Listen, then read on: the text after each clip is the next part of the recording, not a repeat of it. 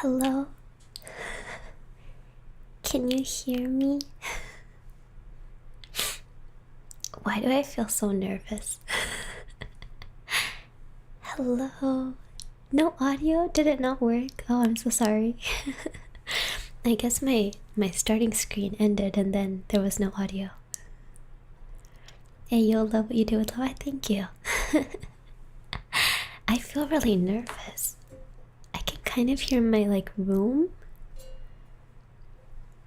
Is this how it's supposed to be? Is this how it's usually supposed to be? I'm scared. Help. Help. Wait. With Dino? No. No, Dino won't be. Dino's a little loud. Yeah. It'll just be me today.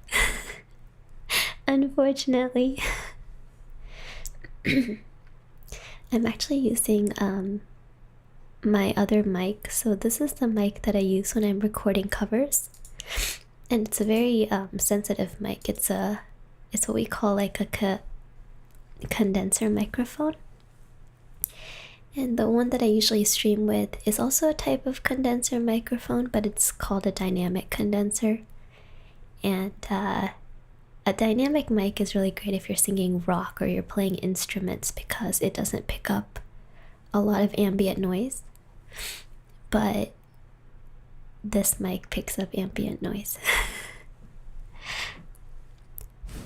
I don't know if I can do any cool effects with it, but it's a nice mic. Yeah, also, I'm sorry, my tracking might get cut off here and there because I have a pop filter and it covers the mic so that you don't hear all the p sounds. And it's as big as my face. It's so big and round. But yeah, can you guys tell me how the audio sounds? Does it sound weird? Does it sound okay? I've never done this, so I'm not really sure. I've only used this mic when I'm singing. Like when I do karaoke streams once in a while, I use this mic. It sounds good. Okay, good. I love this mic. It's my favorite mic. A viewer actually gifted it to me, by the way. Yeah. Wither gifted this to me. I love this mic so much. It's my favorite mic. But yeah. So I'm not very good with ASMR. I've never done a proper ASMR, but I thought, you know what? First step is to use the really fancy mic. My mom's calling me, by the way. Hold on, let me just let her know I'm in stream, because she's probably worried because I haven't talked to her. I don't want her to be worried. I'm in stream, mommy. Okay, we're good. Yeah, so do you guys have some nice plans for Halloween? How many of you are giving out Choco, and how many of you are gonna be going around getting Choco from your neighbors? What do you guys think of teenagers getting Halloween candy? Like when teenagers dress up in like full costumes and they go door to door. Is that a or nay? Are we good with that or are we not good with that? Fine with me? Yeah. Hold on, I'll reset my tracking while I'm talking.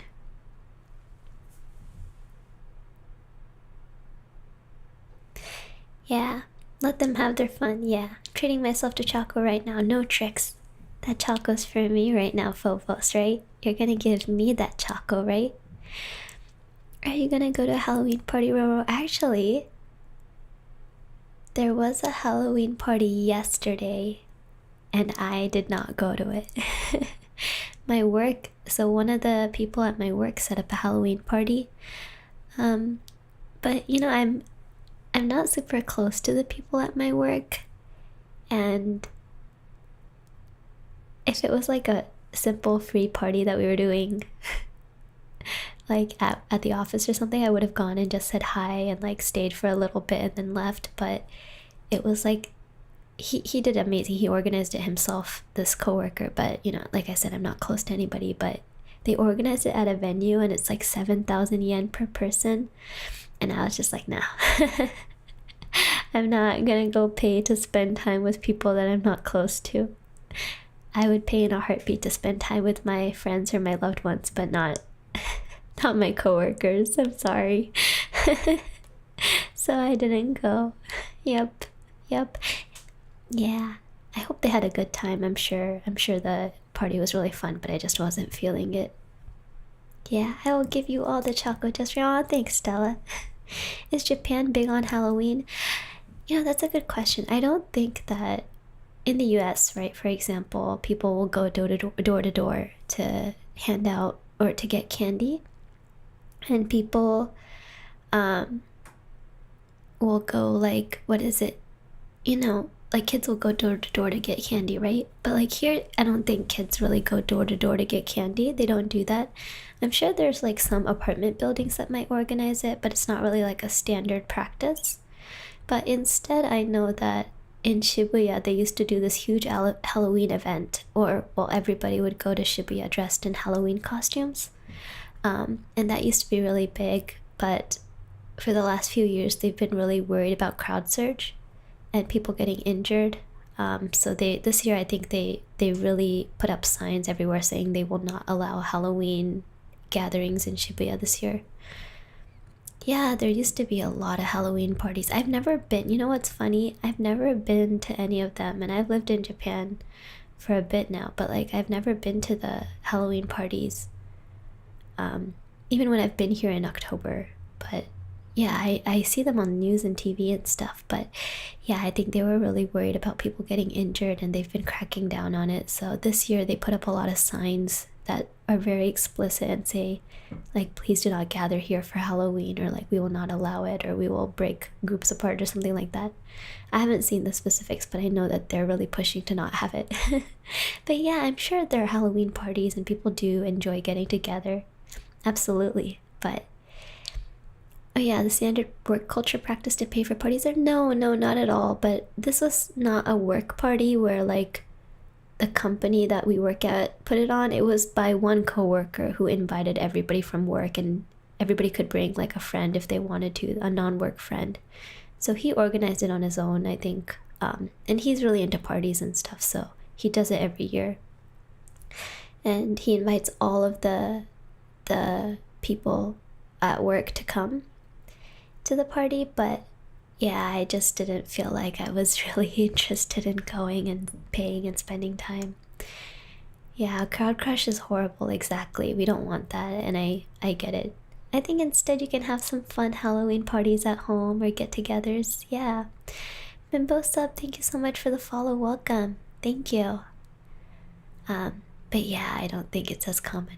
You bought 17 bags of chocolate for Halloween? That's wild. I would like... Could Roro please have a couple bags of choco? Could I have like 16 bags of choco? I'll give you one bag. I'll give you one bag just for yourself. 16 bags for me. Ace, hello, how are you? Hai, dozo, arigato. Ureshi. Yeah, thank you so much. Do you do hypnosis? I do not. I can try. Ready? You are getting very sleepy. When I snap my fingers, you'll give all your choco to me. 3, 2, 1. Did it work? Did I get everybody's choco? Did I do it? Did I do it? Did I succeed? No? Gosh dang it. Crowat Hut, hello, welcome. Welcome, how are you? Snap some more? You want snaps? You want snap? You think you snapped out of something? Please focus on your driving, Lawrence. Please get home safe. Gives all my chocolate. Okay, worked on Stella. We have one person. One win. Yeah. Are you peeking? Are you eating? Are you eating chocolate and not sharing it with me? You're already home? Okay, good. I was worried. I was like, oh no, aren't you driving? Yeah. So I wanted to read some spoopy stories today for Halloween. And sorry if I freeze here and there. Like I said, my tracking won't track beyond my mic. My face, my camera can't capture my awesomeness when I hide behind my mic. So I don't know exactly. This is me up really close with the mic. Does this sound weird? For For those of you who do audio, you know you're supposed to be about 6 inches away from the mic. But whenever I hear people do ASMR, they're like up here with the mic. They're like talking like right here. And I'm like, dang, that's very close. So I'm not sure if I should be talking over here instead. You woke up like 10 minutes ago? It's 6:13 a.m.? Oh, Indra, did I make you wake up early for this? I'm sorry. Next time I'll try to do it like earlier in the day. Yeah, I think it can be fun to be close to your mic, but you don't get to actually pick up as much quality sound if you're too close. Skin to skin contact, lip to mic contact. What? Sir Night Nuts, thank you so much for the follow. Welcome. Also, sorry if my voice is kind of shot. I have hot water with me. I haven't been feeling good today. And I think my voice is kind of like bleh. Also 6:13 for you in the morning? I hope it's in the evening. Early morning streams. I have some hot water that I'm drinking. AM. Wow, you guys are up early. Actually, they say it's really good for your health to be up early though. It's supposed to be like really good for your brain, and a lot of people are really focused in the morning. So they say early morning is actually really good for people. Yeah. So I was thinking we could read a few stories. Give me a second. I'm gonna move away from the mic and cough 1 second.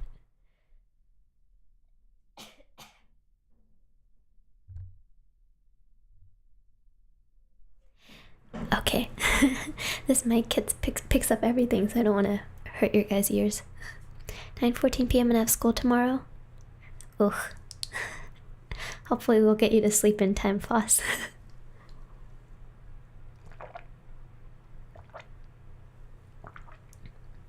I slept at 5 p.m. yesterday because I was mentally and physically tired, so I was asleep for a long time and just woke up at 4 a.m. That's not bad. Sometimes you need those days where you just get lots and lots of rest. I hope you feel both mentally and physically refreshed, vibrant. Now that it's in the morning. Sometimes you just need that really deep sleep, huh? I feel ya. So last year we did this as well. Around Halloween we did like scary stories from Reddit No Sleep. I also have the Project Gutenberg Grimm Fairy Tales. And I also promised you guys that I would do my best to try to ASMR random things like SAT questions. So, you would love more snaps like that? You'd like more snaps? Should I sprinkle snaps here and there? I don't think this mic doesn't do like left-right stuff. I can set that up next time. But I don't know if this mic does left-right audio. Thigh slaps, I don't have the... What? Mouth pops? What are mouth pops? The backlighting looks good. I'm glad. Thank you. Thanks, Spades. I really tried. I tried to go a little more all out for this. Mouth pops. What are mouth pops? Like that. Is that a mouth pop? What's a mouth pop? Someone tell me what a mouth pop is. Growls and howls. Oh. Oh. Grr. Rar. Is that a mouth pop, Ace? Popping noise with your mouth? What are popping? Is that what that is? Oh gosh.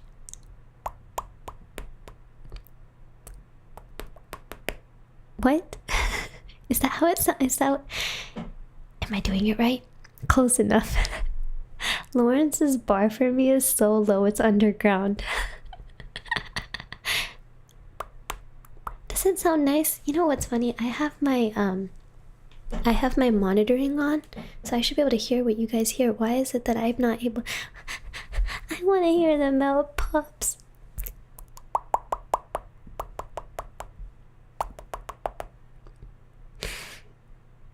Yeah. Okay, so what should we read? What should we read? What's something good to start with? I have like the story of Little Red Riding Hood in front of me. Yeah, we could read something. I'm always in the ASMR category because it's my way of relaxing. That's super cool. You know what's funny? I don't usually listen to ASMR because I find it really difficult. Don't be mistaken, you're doing great since you don't dabble in ASMR stuff a lot. Thanks, Lawrence. I appreciate it. Is it spicy, the story, or me?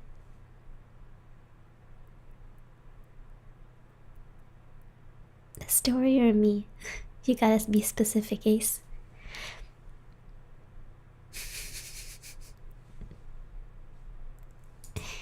I'm a spicy nacho.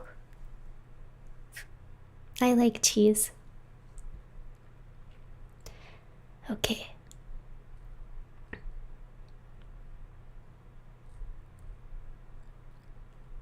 So, I was thinking about this, and at first I was thinking maybe I shouldn't read stories from No Sleep because I do care a lot about getting permission before I read things that other people wrote. But I think since this isn't what I usually do and it's not content that I usually monetize, that I think it'll be okay. With the caveat that if any of these authors reach out to me to take down the video, I'll take it down. But yeah, I think I'll read a few stories from No Sleep today. And I found one that was really short. This is the December 2023 winner. And it's written by user Emma Watson but dumber. And I kind of like the length of the story, and I want to read it. But next time I think I'll plan more ahead and try to make sure I get permission from the authors. What a name. Yeah, so I'm gonna link it here for those of you who want to read along, because I know some people like what is it, the visual aspect of reading and hearing it being read aloud. Roro can improvise and make it spicy. I'm shy.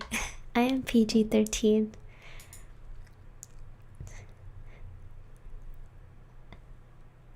The only porn I watch is organization porn.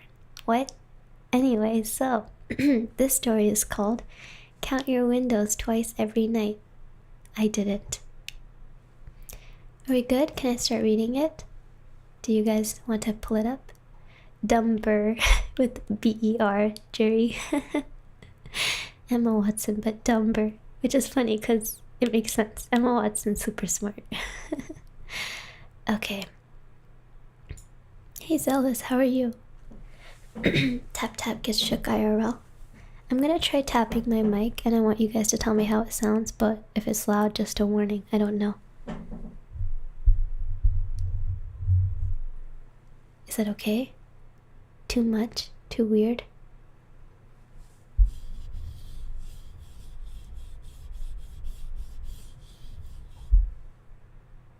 Eat the mic.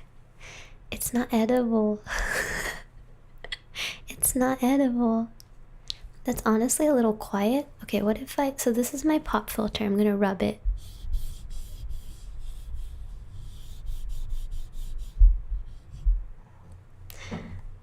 Okay, I'm gonna try some other stuff.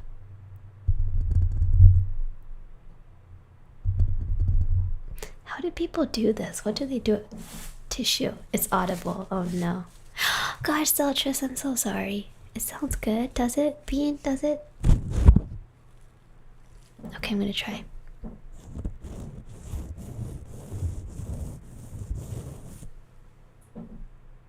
How is that? Weird. Rubbing sounds lewd. Oh no. My bad. Nothing lewd. Nothing lewd, I promise. I have a Kleenex and I was just rubbing it against my mic because I wanted to know what it sounds like, because sometimes when I see people do ASMR videos, they like use different tools to mess with the mic, but to be honest, I don't know what. Does it sound like anything? purr? What does purring even sound like? I don't have a cat.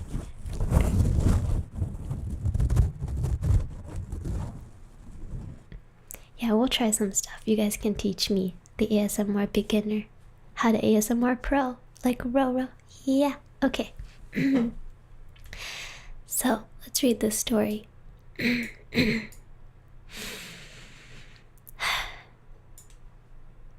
Foundation brushes, slime, lotion, and stuff. Wow.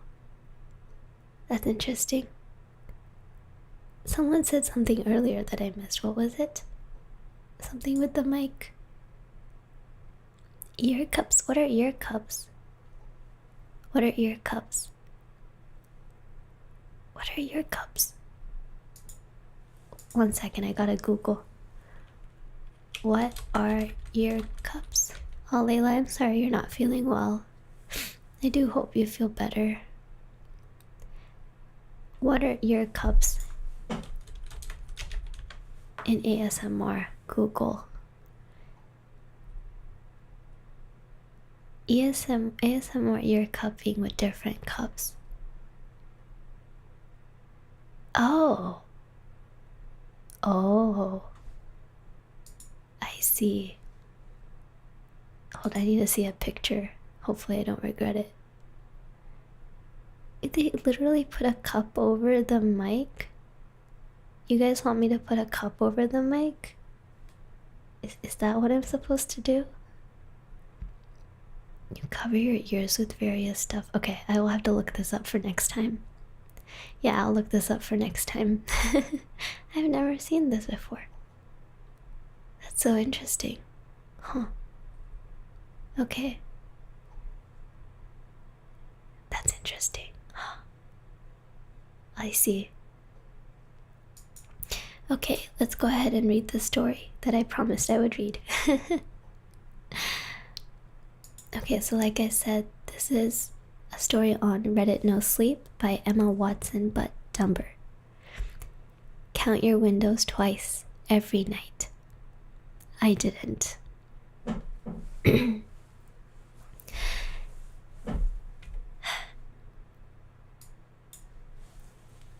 Just make the text a little bigger so I can read it easily. It started with an innocent enough warning from the old man next door. He was a reclusive figure, always dressed in faded flannel and worn-out boots, with gray stubble that covered most of his face like a second layer of skin. Nobody in the neighborhood ever spoke to him much, but when he saw me locking my door one evening, he shuffled over with a strange urgency in his eyes. "You live alone, don't you?" His voice was raspy, like he hadn't spoken to another human in days. "Yeah," I replied, a bit uneasy but polite. "Why?" He leaned in close, his breath hot with the scent of whiskey. "You better count your windows twice every night before bed," he said, his eyes narrowing. "Make sure they're all closed, all locked. If you don't, well, let's just say it ain't good." I chuckled awkwardly, unsure if he was joking or just drunk. "Sure, I'll do that." The old man's expression didn't change. "I'm serious, kid. Count them. Twice. Or they'll come in." I watched as he shuffled back to his house, a creeping unease settling in my gut. They'll come in? What did that even mean? But I shook it off as the ramblings of a lonely, old man with a little too much time and liquor on his hands. That night, as I wandered around my house before bed, I found myself thinking about his strange warning. I stood in front of the first window in my bedroom and closed it tightly, then the one in the kitchen. After a second of hesitation, I moved through the house, checking each window carefully, just as he had suggested. One in the bathroom, two in the living room, each of them shut and locked. When I reached the last one in the hallway, I counted again in my head. 5 windows, all sealed.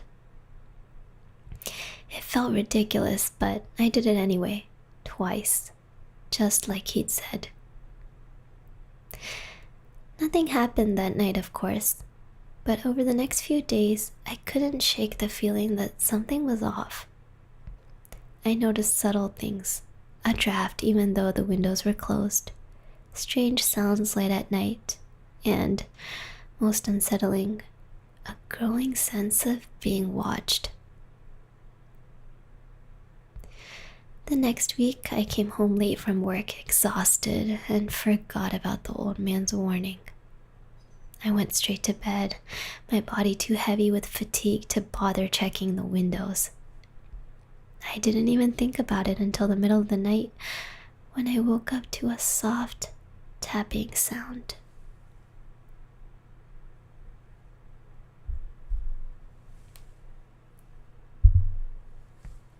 Tap, tap, tap. At first I thought it was rain, but the night was dry. The tapping grew louder, more insistent. My heart began to race as I sat up in bed, listening. It was coming from the hallway window, the last one I'd always check. I hesitated, fear gripping me, but curiosity pulled me out of bed. As I approached the hallway, the tapping stopped abruptly, leaving behind an eerie silence. My pulse pounded in my ears. The window was closed, of course it was, but as I reached for the lock, I saw it. A handprint on the glass, not mine, something else, something that shouldn't be there. I stumbled back, my breath catching in my throat. The handprint was too large, too distorted. It pressed against the glass from the outside as though something had been watching me. Frantic, I ran through the house, checking every window, counting them twice, just like the old man had warned. But the windows were all closed, all locked, yet the feeling that something was wrong persisted, stronger than ever. The next night, I made sure to check the windows before bed, counting each one meticulously. 5 windows, twice. Then I slept. But the tapping came again, this time louder, faster. It wasn't just one window either. It was all of them. A frantic, rhythmic tapping from every room surrounding me. I leapt out of bed, my body trembling with fear. The windows, they were all shut, yet the tapping wouldn't stop. I backed into the center of the living room, cold sweat trickling down my spine. And that's when I saw it. The shadow moving just outside the glass. A figure, tall and lanky, with impossibly long limbs and a face that seemed to shift and warp under the dim moonlight. It pressed against the window, its grotesque face turning slowly towards me. Eyes, if you could call them that, met mine, hollow and hungry. The tapping stopped, but the window began to creak. I don't know how long I stood there, frozen in terror, but eventually the figure melted back into the darkness, leaving me shaken and breathless. I didn't sleep for the rest of the night.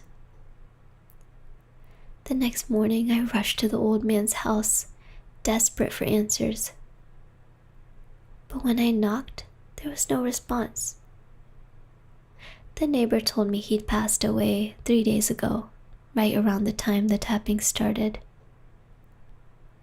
Now I count my windows twice every night. I don't forget anymore, because I know they're still out there, waiting. And if I slip up again, they'll come in.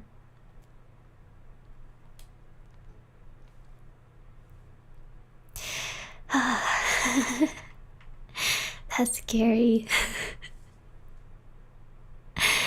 kawaii ne. That's a good story. It's really well written. It's the right length. It's my desk creaks here, or maybe it's my chair creaks here and there, and I freaked out a little inside. It was a little scary. Poor fan, how are you? Sorry guys, my mic slipped while I was reading in the middle and I was trying to adjust it and that wasn't working. Let me move it now. I got a new mic stand.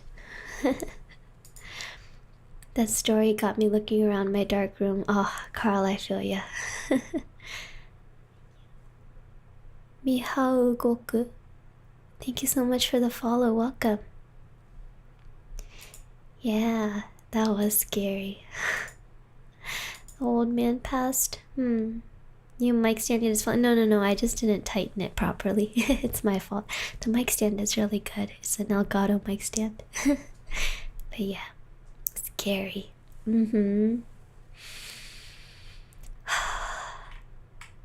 was scary. Scary. Kawaii ne. I'm trying to sleep, not stay up and count my windows to keep the monsters out. I know. But it's spoopy story night. The scary spoopy story night. She has a second one, I think.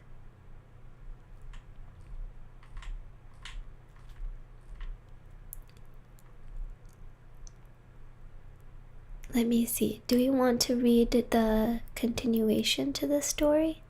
Boo. Eagle, how are you? I feel you. I would too. If I don't like scary stuff, I don't like horror, I don't like scary movies, I can't sleep.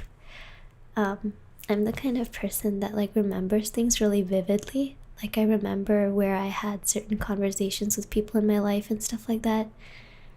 And so I'm like a very visual person at times, and so I can't stand like horror.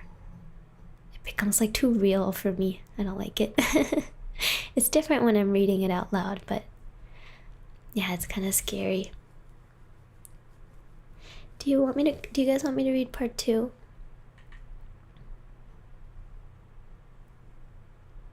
Let's watch some horror short movies. Absolutely not, Zeltris. Absolutely not. The most creepy story. Yeah, I too would play. I do the same thing though, Bean. I play like stuff I like fun mute. Like I put like fun TV shows when I feel lonely. Only if it's not too scary for you. Thanks, Phobos. I think it'll be okay. I'm curious what happens next. Okay, let me link the next part.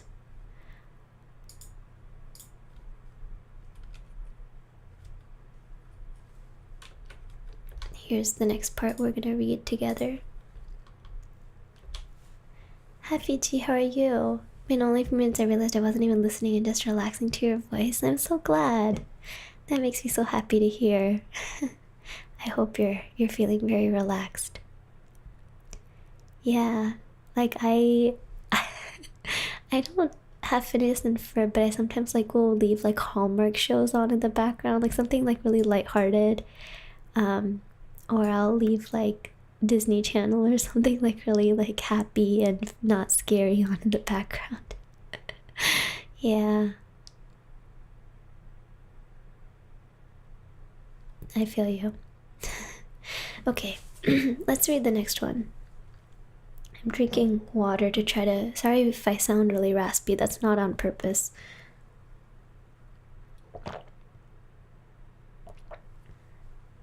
You can hear me drinking water. ASMR at night is just... I feel you. It's a little spoopy for me too. You heard the gulp? My gulp gulp. Okay, so this is part 2. It is a very sensitive mic. That's why it's really great for recording music, because it picks up all the different tones of my voice. And honestly, like, different mics work for different people. This mic is really, I think, a good fit for my voice and how my voice sounds. But, yeah, I thought for ASMR we would use something a little sensitive just to get that full experience.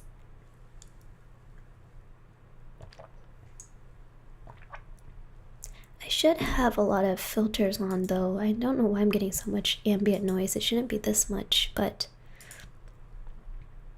it's okay. My first time doing it. I'm learning.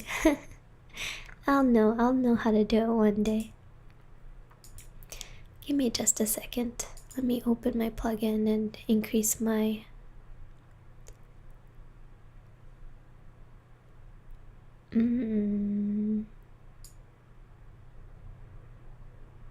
You don't hear it? Oh, that's good. Oh, I know why. I hear it because I'm monitoring. I'm dumb. Maybe you guys don't hear it. My monitor doesn't go through all my plugins. I have a bunch of plugins. I always have them when I stream. It's why if I scream when we're playing video games or yell, nobody's ears get hurt. I think, your ears are really precious. I don't want to spike anybody's ears. Okay, that means my plugins are working. Okay, good. That's good to hear. Okay. In that case, I'll go ahead and read part 2. So again, the story is called Count Your Windows Twice Every Night. I didn't. Part 2. I really felt like moving out, but it was never that easy. You know when you watch horror movies and say how stupid the protagonists are? Well, sometimes that stupidity has its reasons. Move out? I couldn't because I was broke and I had nowhere else to go. Investigate? Investigate what? I wasn't in a mood to play detective. All I could do was ask around about the old man. The thing is, maybe I'm just not one of those people who can afford to watch out for themselves. I had one option left. Keep going in the same way. The tapping had stopped, but the fear hadn't. I spent my nights in a state of high alert. Every creak of the floorboards, every whistle of the wind, sending shivers down my spine. I counted my windows twice, 3 times, sometimes more, obsessively checking the locks and double-checking the latches. Yet the paranoia never left. It was as if the house itself had become hostile, its walls too thin to keep out what lurked just beyond the glass. The old man did have relatives, but none knew about this and just claimed his mind had begun to slip. I tried to contact the previous tenant, but she'd left without a trace. I desperately sent word out for her to help me, even sent a letter to where her address was supposed to be now. It was mid-afternoon when I heard the knock. A sharp, deliberate rapping at my front door. For a moment I thought it was the tapping again, but this was different. More human. I approached cautiously, peering through the peephole. A woman stood on the porch, her face partially obscured by the hood of her jacket. She looked tired, but determined.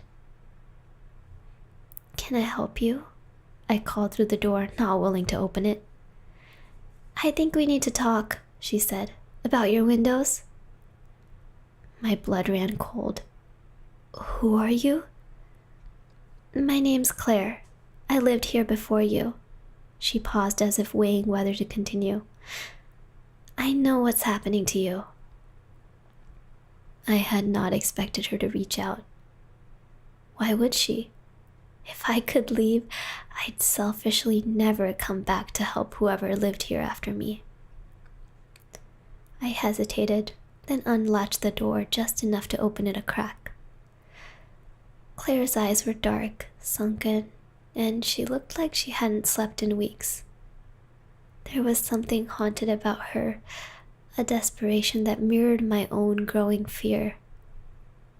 "Thanks for coming." She sighed, her breath fogging in the cool October air. "The windows, the tapping, the thing that comes at night. You've seen it, haven't you?" I opened the door a bit wider, my heart thudding in my chest. "You knew?" Claire nodded grimly and stepped inside. glancing nervously around the house as though expecting something to lunge at her from the shadows. "I tried everything," she said, her voice low. "Moving out didn't help. They followed me. They always do." "They?" She looked at me, her eyes filled with the kind of fear you can't fake. "There's more than one. I don't know what they are or where they come from, but they're drawn to certain houses. This one, it got infested.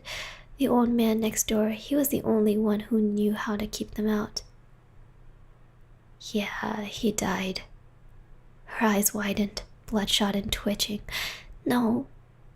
"Yes." She frowned and shook her head. "His advice, count the windows twice every night. It's a warning, not a superstition." "Did you follow it?" "But I did that," I protested. "I counted them twice just like he said. They still came." Claire's expression darkened. "Did you ever stop to think that maybe the problem wasn't the windows themselves?" I blinked, confused. "What do you mean?" "They don't just want to get in.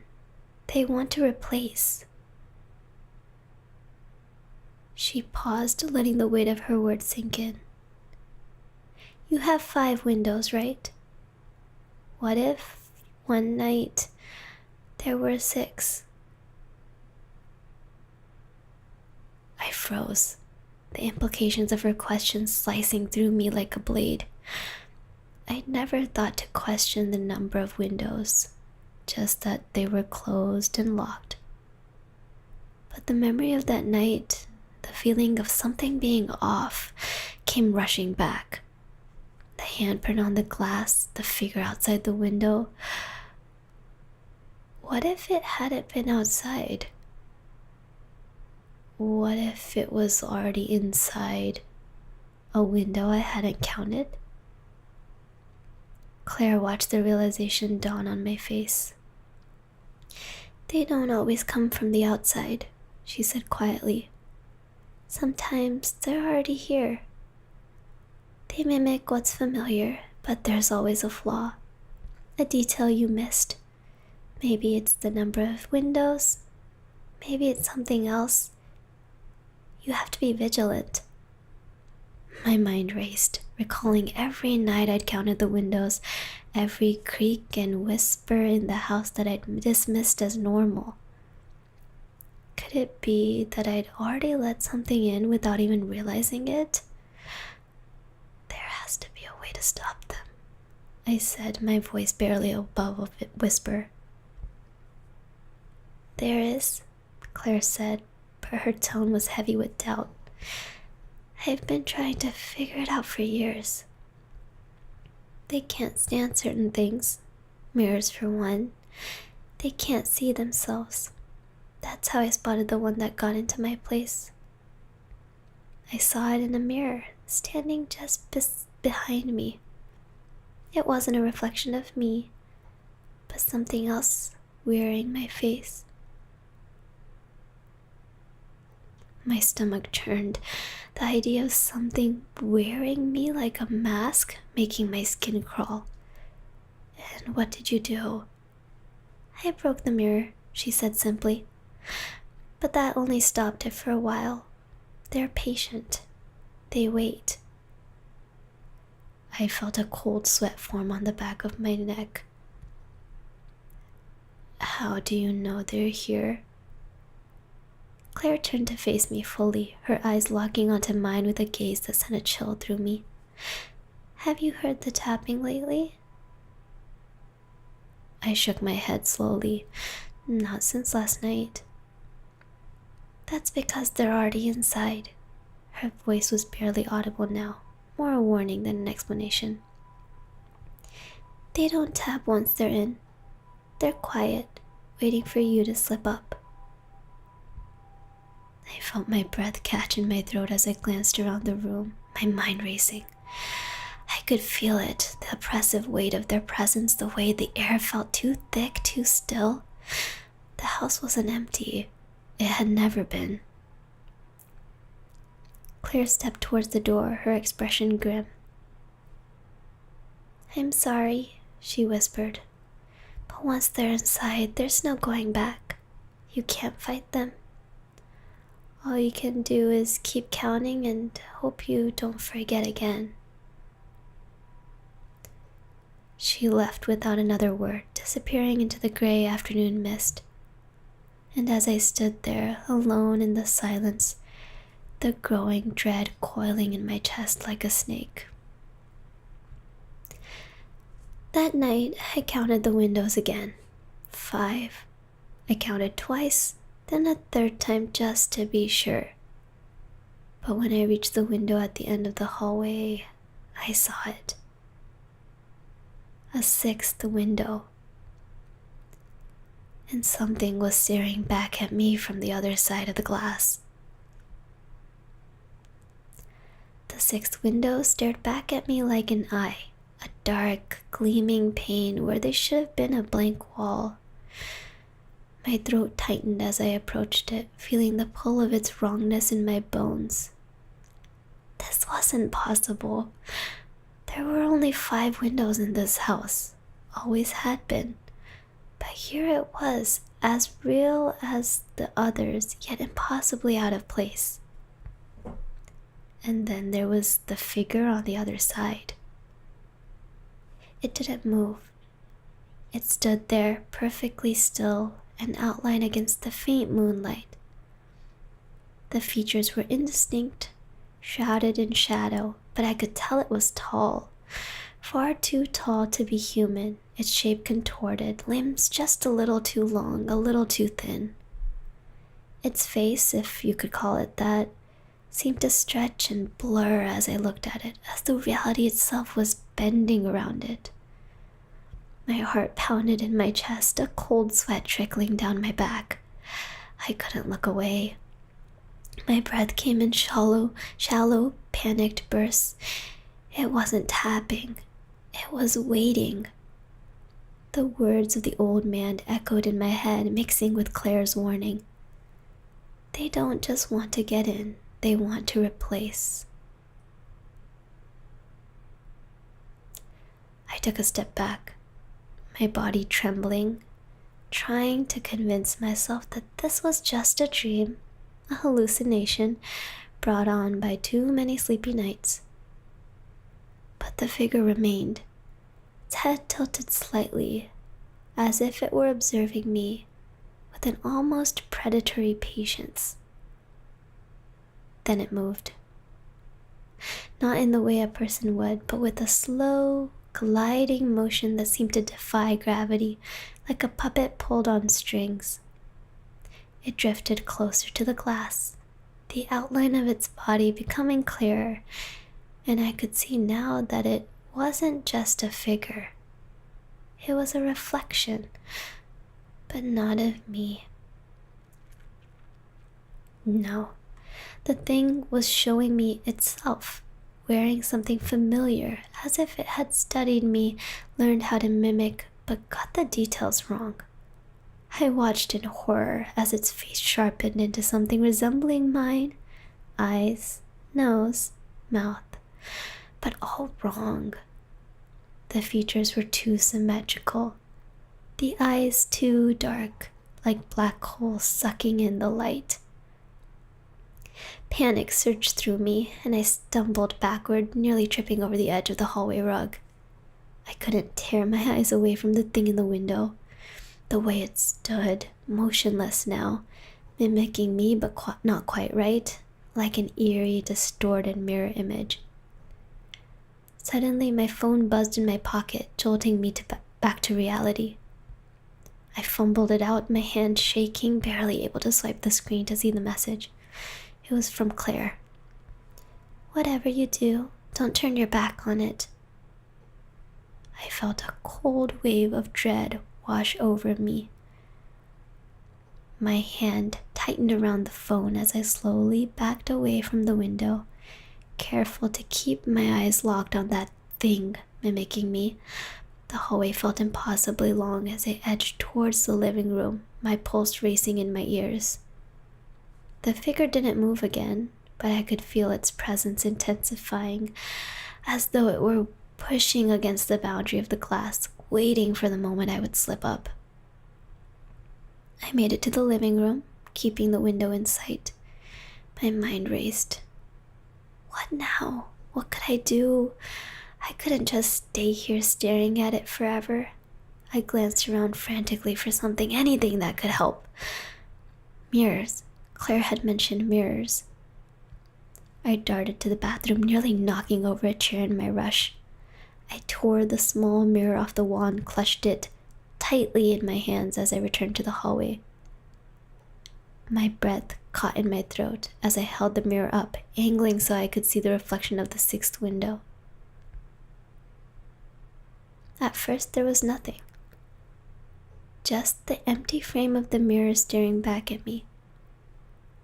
I could still see the figure in the window with my own eyes, but in the reflection, it wasn't there. My stomach dropped. Claire had been right. Whatever this thing was, it couldn't show itself in the mirror, but that only made the reality more horrifying. It was real, and it was here. I slowly lowered the mirror and locked eyes with the figure again. It had moved closer to the glass, its distorted version of my face pressed up against the window. Its mouth twisted into something that could have been a smile, but it was too wide, too full of sharp, jagged teeth. Teeth that didn't belong to me. Teeth that weren't human. The window rattled. Not the usual gentle creak of an old house settling in the night, but a violent rattling sound as though something was pushing, straining against the glass. I backed away further, clutching the mirror like a talisman. The rattling grew louder, more insistent. The thing pressed harder against the glass, its face splitting into an even wider grin. Its dark eyes locked onto mine, and for the first time, I could sense its intent. It wasn't just here to watch. It wanted in. The rattling grew into a deafening cacophony, and the glass began to crack. Fine spider-web fissures snaked across the window pane, spreading with every second. I knew that if the glass broke, it would be too late. There would be no barrier left. "Stop!" I shouted, though I didn't know who I was pleading with. The thing, the house, the universe. I held the mirror higher, aiming it directly at the cracking window. The rattling stopped. The figure twitched, its grin faltering. It recoiled slightly, as though the mirror had some power over it. For a moment, there was silence. I dared to hope that maybe, just maybe, I had found the answer. But then the thing smiled again, wider, more malicious. This time it wasn't just mimicking me, it was mocking me. And then I realized something. The windows. I'd only counted 5.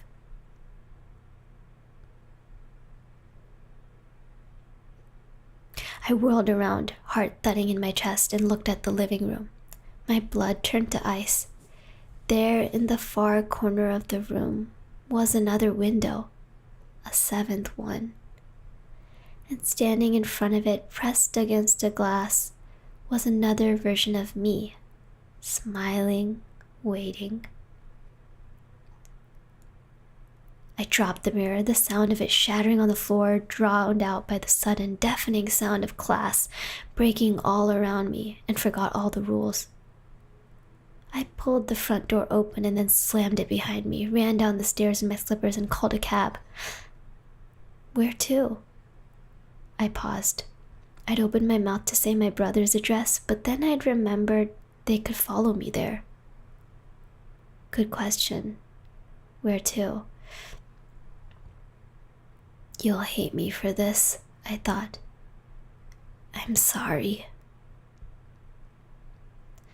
I told him my ex's address.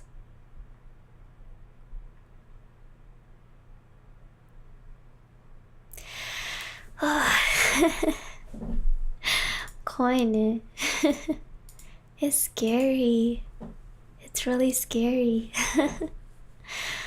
Oh my gosh. How many more? There's more. There's more. Oh. Don't get nightmares, I'm sorry. Oh, I'm sorry. Goon with me, thank you for the follow. Alpha, thank you for the follow. Creamy Coffee Cat, welcome, thank you for the follow. Aruikan, welcome, thank you for the follow. I feel really nervous. Only, thank you so much for the follow. Welcome. I'm losing like sensation in my hands. I feel so nervous. It's kind of scary. So there's a part 3. Do we go to read it? Do we read part 3? I believe this is the final part. Yeah, this is the final part. Oh no. Oh no. Part 3 is missing. So they show. Part 3 all or nothing, but it's missing.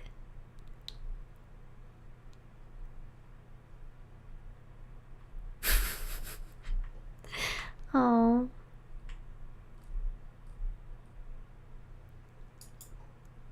My bad. Part 3 is missing. I guess we do with part 2. No part 3.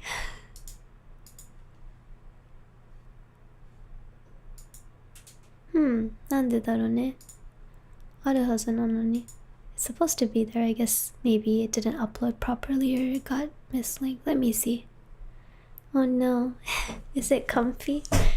Oh, I hit my knee. Oops. Kinda scary.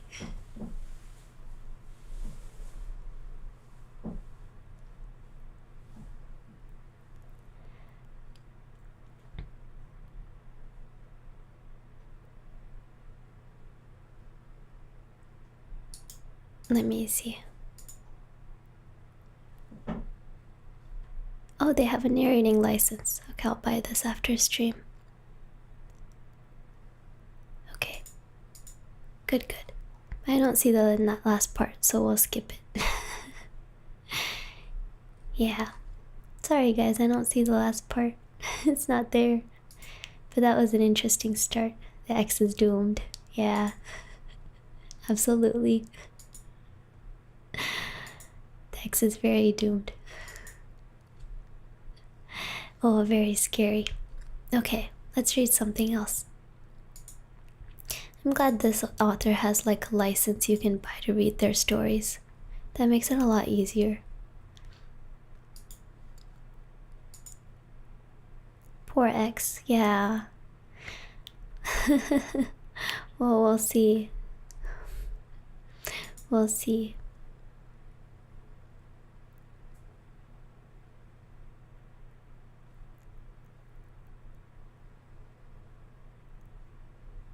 Okay. They have this author has a lot of stories, so if you want to read more like scary stories, they have a lot. I think they're a very prolific horror writer on Reddit. Let me see if there's something else we can read. Poor X, I know. Yeah, I think the third part isn't linked properly, so I can't read it. Sorry guys. Hold on, give me a second. Let me see if I can find it. If I can't, then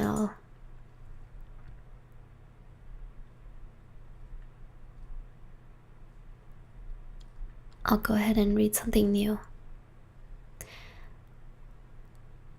Oh, I think they haven't finished part 3 yet. I see. Okay. They haven't done part 3 yet.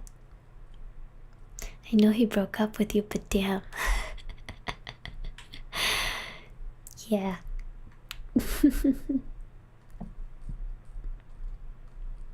Should we go ahead and read another story? Do we need a break? Was that a lot of scary? Too much scary all at once? Oh, it's for Meal. Hello, welcome. Thank you so much for the follow. How are you? Hello, hello.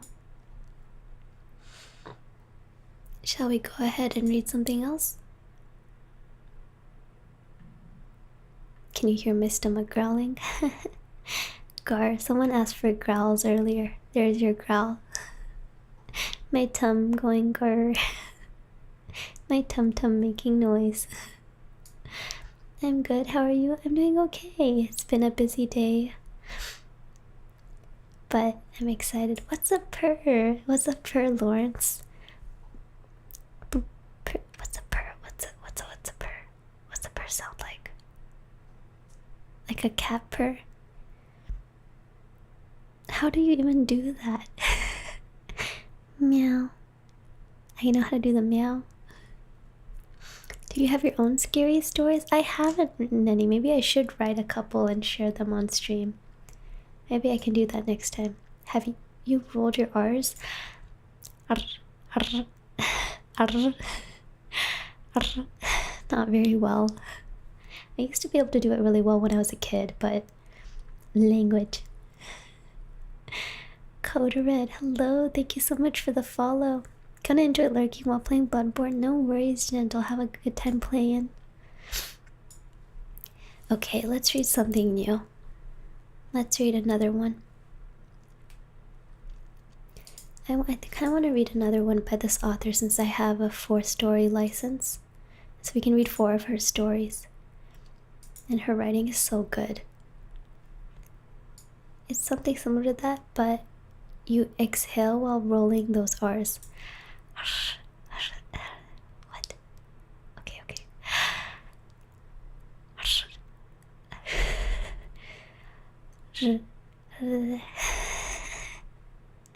I can't. I don't know how. I'm sorry.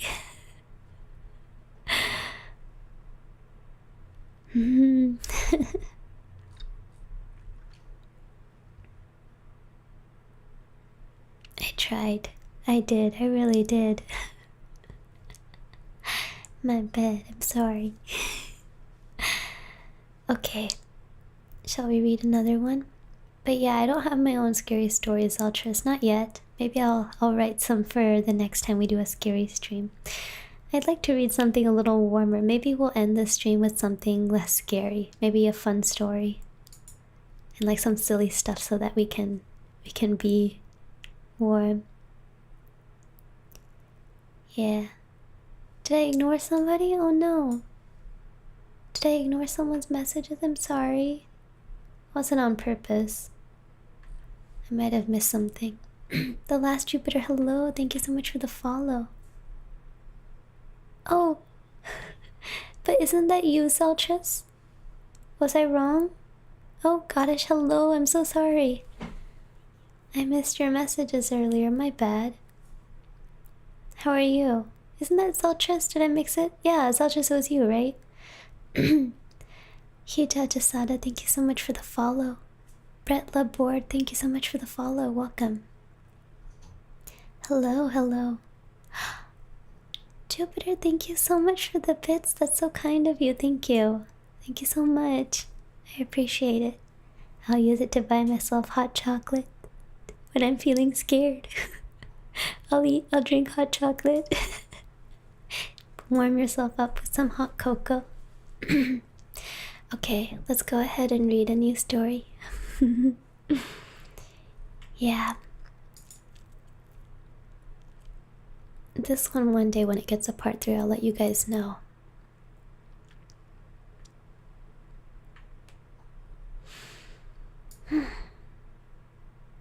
Hey, can you answer my question? It depends on what your question is. With the warning that your question may or may not get you removed from the stream, I will answer. I will try. You can ask it. Please be careful what you ask, though. Yeah. Okay, while you ask, I will pull up a new one. You're gonna lurk while I find a game to play. No worries. I hope you find a good game to enjoy. Thanks again for the follow. Okay. I feel nervous. Bean, thank you so much for joining membership on YouTube. Welcome to Choco Dice Gear. I hope you like the chocolate covered strawberry. Thank you so much. Yeah, I think at the end we can do ASMR. What is an ASMR? I can read what you guys asked for, SAT questions last time. Okay. Okay. I'll make it really simple. None of that stuff in my channel. You can read the rules when you join. It's also in the About page, but it's also something you click on when you join. Don't bring that stuff here. This is not the right place for that. Thank you. Okay. So, let's go ahead and read another question. Try to find something good to read.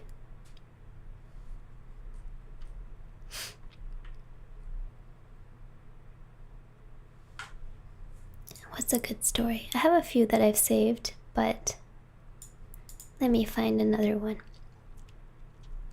Okay.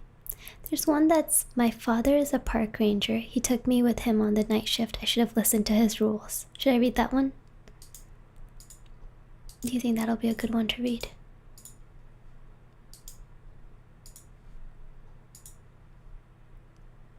I think this will be an interesting one.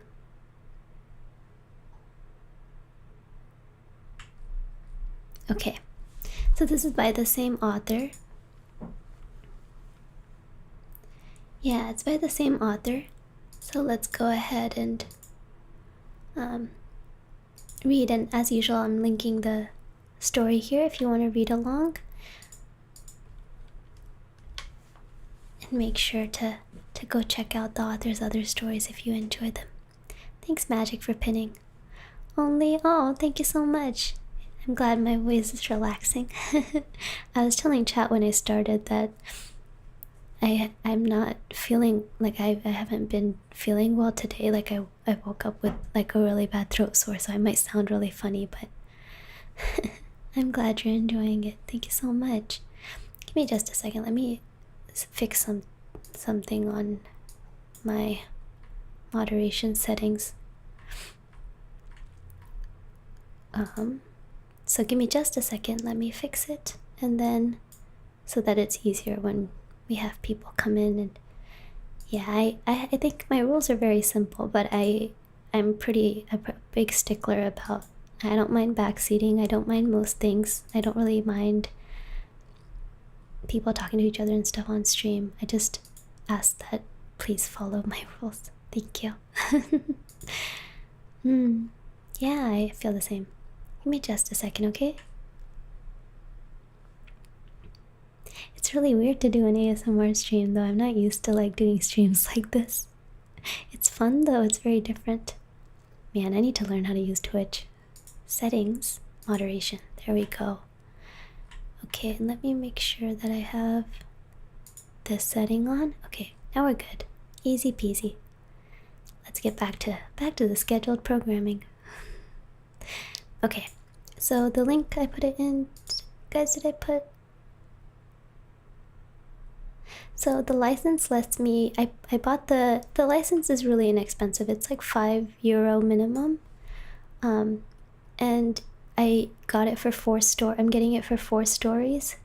So I can read 4 of her stories, which I think is really fair because, you know, authors put a lot of work into writing their stories and I want to respect that. So yeah. Take it easy if your throat is a bit sore. Yeah, it's totally fine. I'm drinking more water.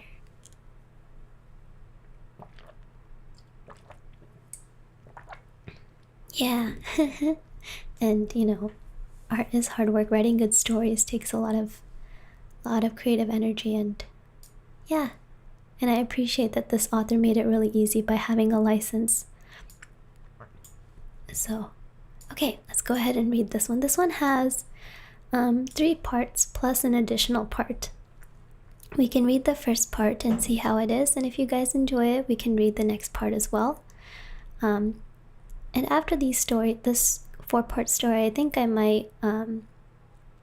we might switch to reading something a little bit more warm and less scary and see how that goes. Yeah? So let's see. Hey Glippered, how are you? I'm doing great, thanks Phobos. Yeah, I'm okay. Thanks for caring about my throat. I'm doing okay, no worries. Yeah, no problem. Okay, so this is by the same author, Emma Watson, but dumber. There's a lot of ambulances outside today. A lot of sirens outside today. My father is a park ranger. He took me with him on the night shift. I should have listened to his rules. Okay, let's get started. This is how the human mind works. When you're walking through a forest, you don't think too much. You just let the silence surround you. Feel the soft breeze and the branches crack under your feet. It's in our nature to yearn for such scenery. No matter how much we thrive in busy, concrete-soaked cities, forests are always welcoming and refreshing to us. The air is clear and crisp, and daylight plays hide and seek through the tall branches. It's inspiring and beautiful. Sometimes, though, as you walk on your path, your mind begins to focus on small things. Noises, gusts of wind, shadows in the distance, shadows in the trees. Such silence can be both welcoming and unsettling, depending on how you view it. Forests are double-sided coins. They hide you away from the tiring city landscape, but expose you to another environment. You're not in control anymore, because this is not your home. You can lie to yourself and build a house there, but you don't belong in a forest. You are merely a visitor. That's national parks for you, an illusion of being in control. The fake freedom you feel when you walk on those marked paths and camp in the square assigned to you, when you think the silence around you is peaceful, but even the silence is an illusion. Visit a forest again, even when it's silent. Is it really? It's not.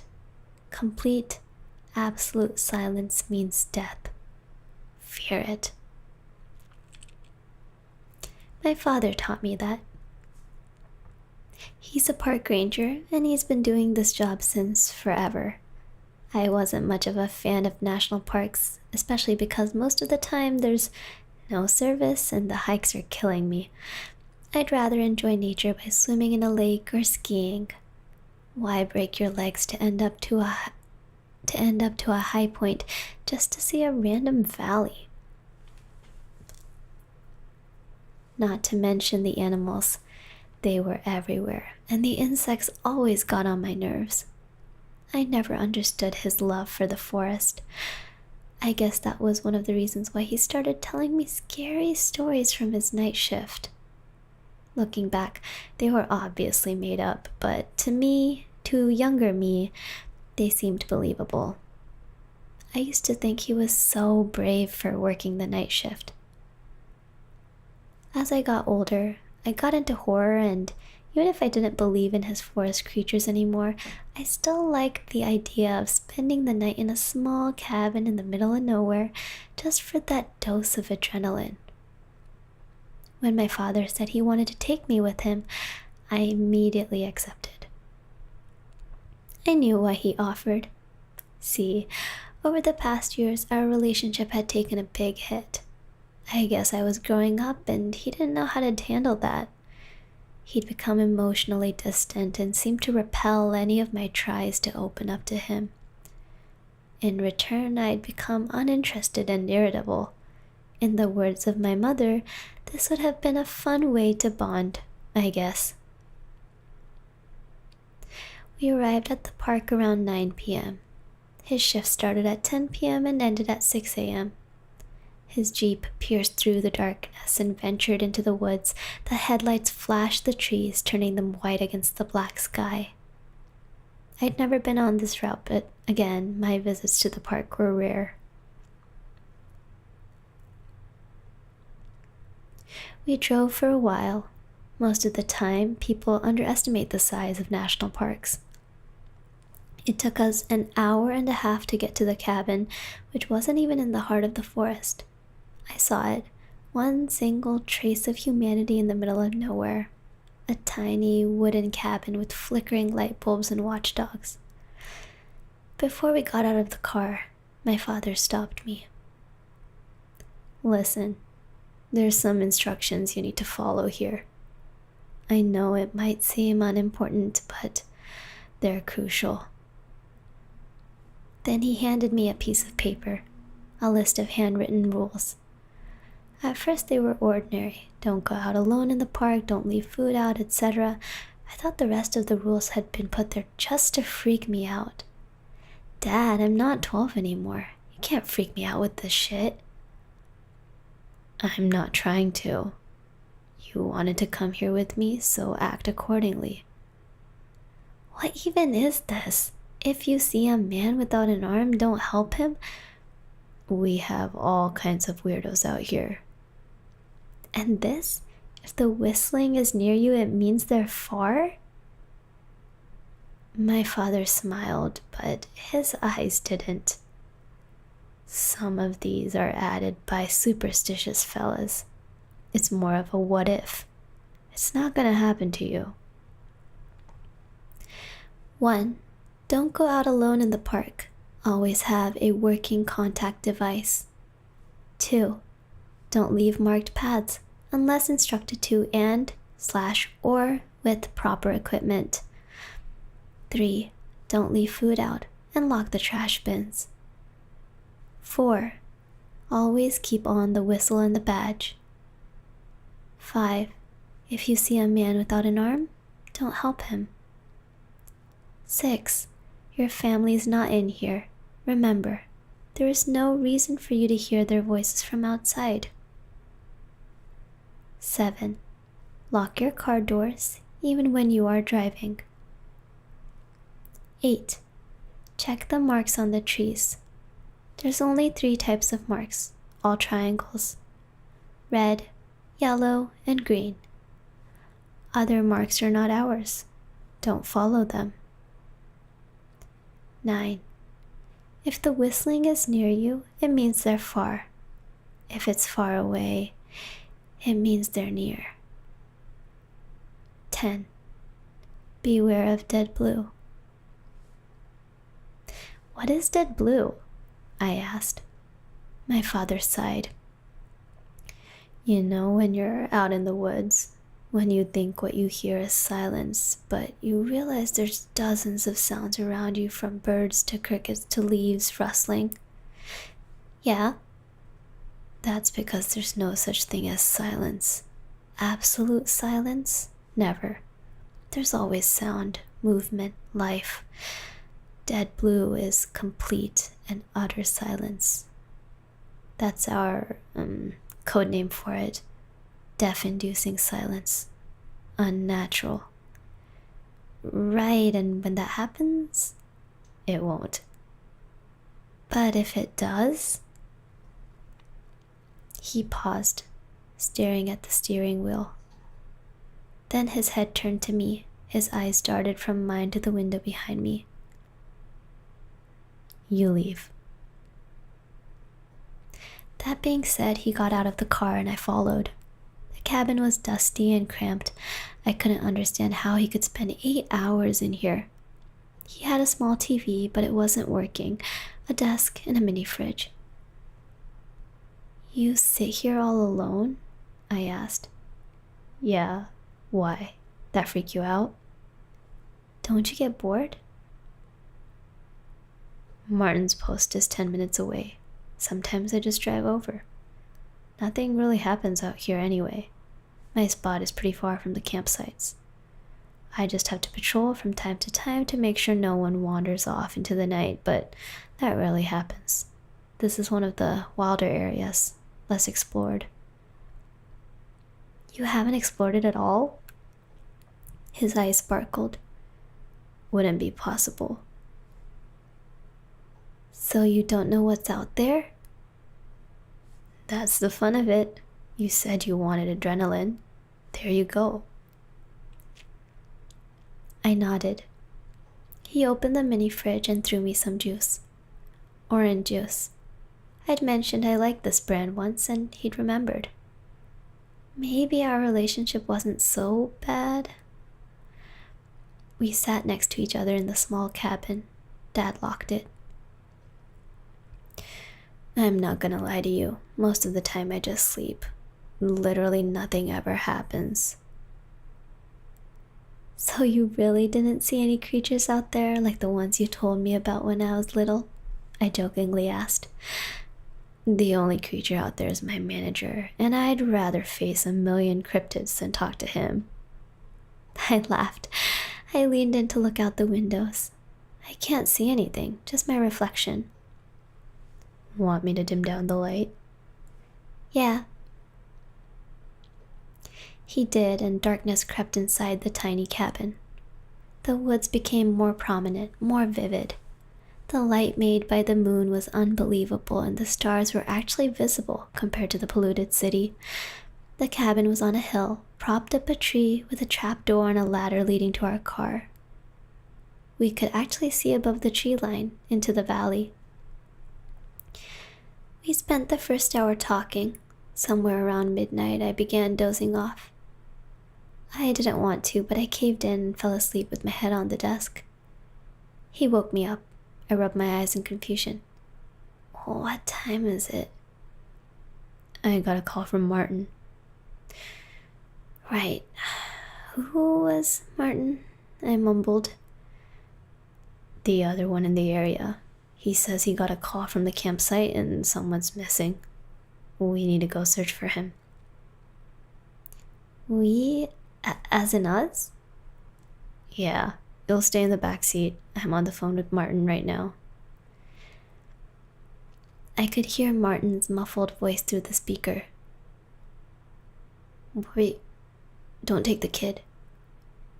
Why not? He'll stay in the car. Paul, it could be one of those nights. We won't get out of the car. You can't guarantee that. Well, I can't leave him here, alone, in the dark. A pause followed. Look, Paul, I understand you want to do a take your kid to work day, but I don't know about this one. It could be dangerous. We're literally just going to drive around for a bit. It's fine. Leave him in the cabin.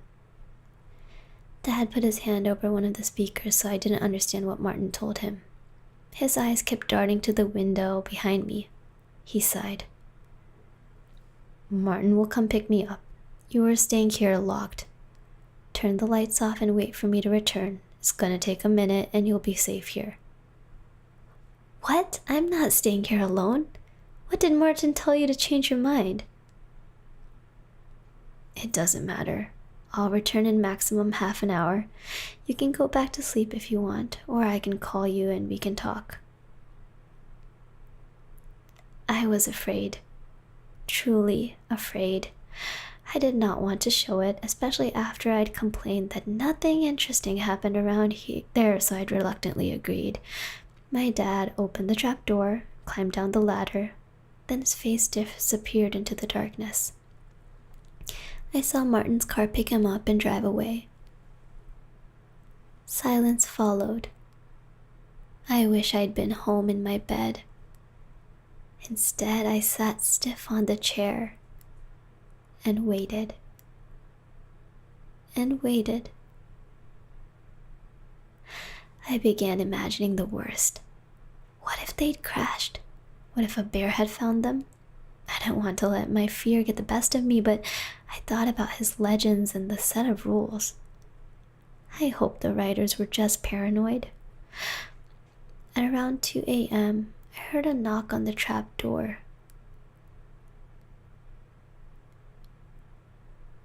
I felt my chest tighten. Another knock followed. I wanted to respond, but something in me didn't allow me to. Then I heard my dad's voice. "Kev, open. It's cold out here." It echoed through the cabin. My eyes were dry from the lack of sleep, but my mind was fully awake. I stared at the phone, then at the trap door. "Kev, open please. I know you're there. I saw you at the window." I turned off the light completely. I don't know why I had this urge, but if my dad could see me from that window, anyone could. Or anything. And I didn't like to be on display like that. "You don't have a key?" "It locks from inside." "Shit, yeah." "How was it? Did you find him?" "Yeah, we did. He was drunk off his ass.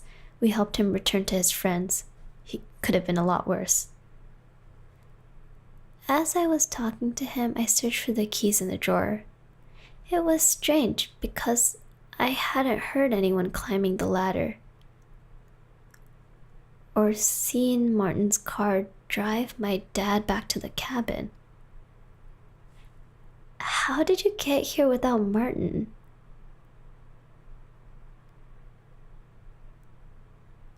"What do you mean? Open up, Kev, I'm freezing." Answer the question. "He did drive me here." "Didn't see any headlights?" "They were off to not draw the attention of animals." "Bullshit." I pulled out the crumpled piece of paper. 6. Your family is not here, remember. There's no reason for you to hear their voices from outside. My hand was shaking so bad I could barely grab the phone. I skimmed through my contacts. Cade, F, Connor, Dad. I called him. The phone was ringing, yet no sound came from beneath the trap door. My dad picked up. "Anything okay?" In the blinding darkness of the cabin, surrounded by the howling wind, I toned my voice down to a whisper.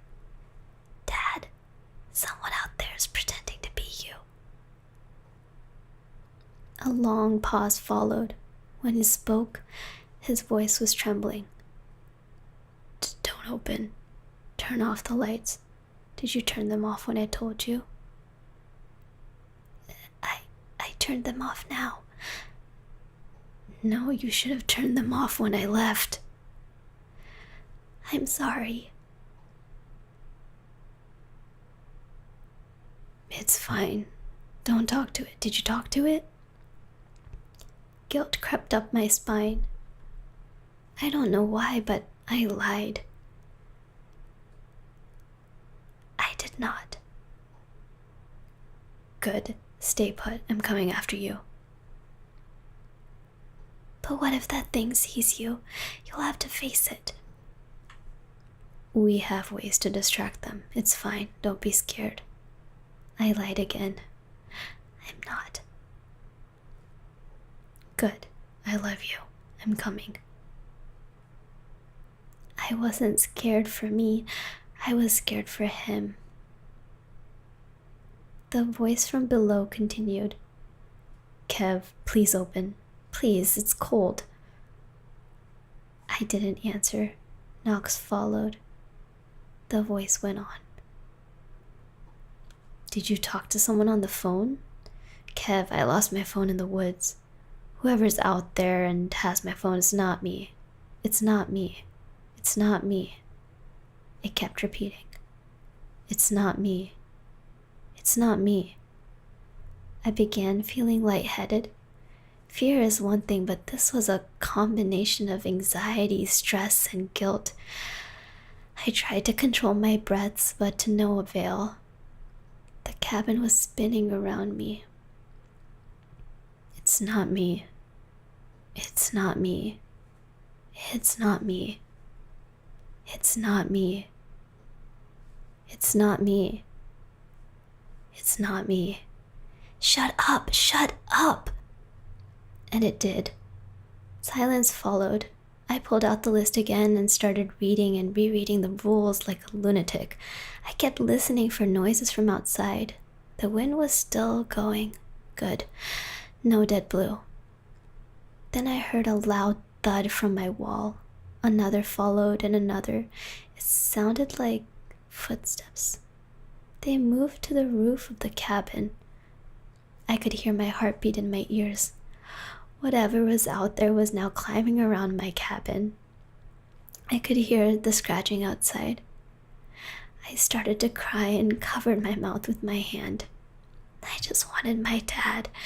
I wished I could see his face again. The universe somehow ironically responded because my dad's face suddenly appeared at one of the windows. He raised his hand and knocked. I stared at him through my eyebrows, my head tilted. Scarcely breathing, I remained still. He kept knocking. That wasn't my dad. The cabin was tied to a tree at around 10 meters from the ground. He could not be at the window. The creature knocked and knocked, and for what seemed like an eternity, we just made eye contact.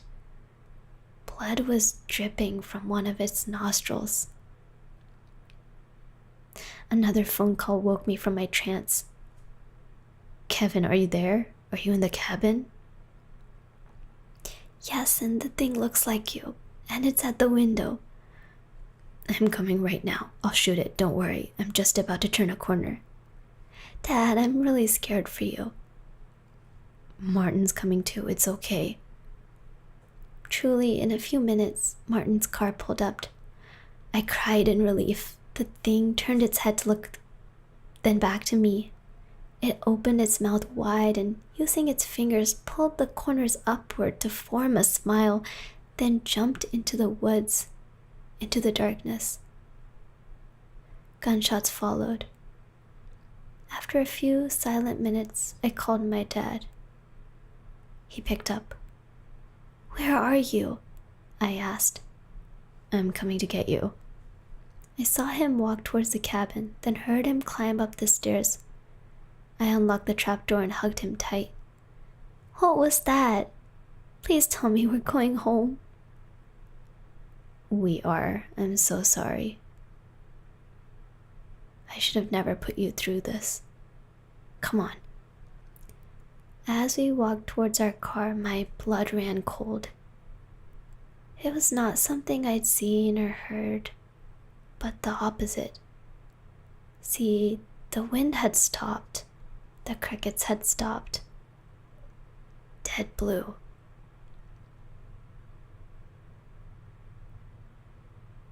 I sprinted to the car, got into the driver's seat, then locked the door. My dad was standing in front of the car, confused. That's when I got a text and I hit the gas. I ran him over, then turned the car around and sped up into the night. I barely knew how to work it out since I didn't have my license, but I left as quick as possible. Behind me, a car followed. When I got to the nearest checkpoint, I stopped. The car was Martin's. He got out alone. Where's my dad? I asked. He, took an ATV to get you, said he'd get there faster. I texted him to turn around and that you were safe. The text he'd sent me. Martin and I split up. He may get there faster than me, and if he does, he'll text me to turn and head to the checkpoint. There is no one with Martin. He is alone. I thought I'd unlock the trapdoor to my dad when he'd actually taken an ATV and turned to the checkpoint. The thing I'd ran over wasn't my dad, and I'd known it since I felt that unnerving silence. However, no one at the checkpoint had seen my father. As I'm typing this, I'm afraid for him, but a part of me knows he's alive. Maybe he took another route or got lost. Whatever he did, I'll find him.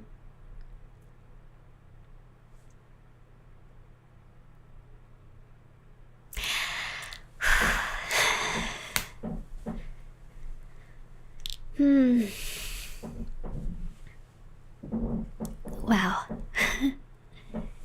Gave me chills too.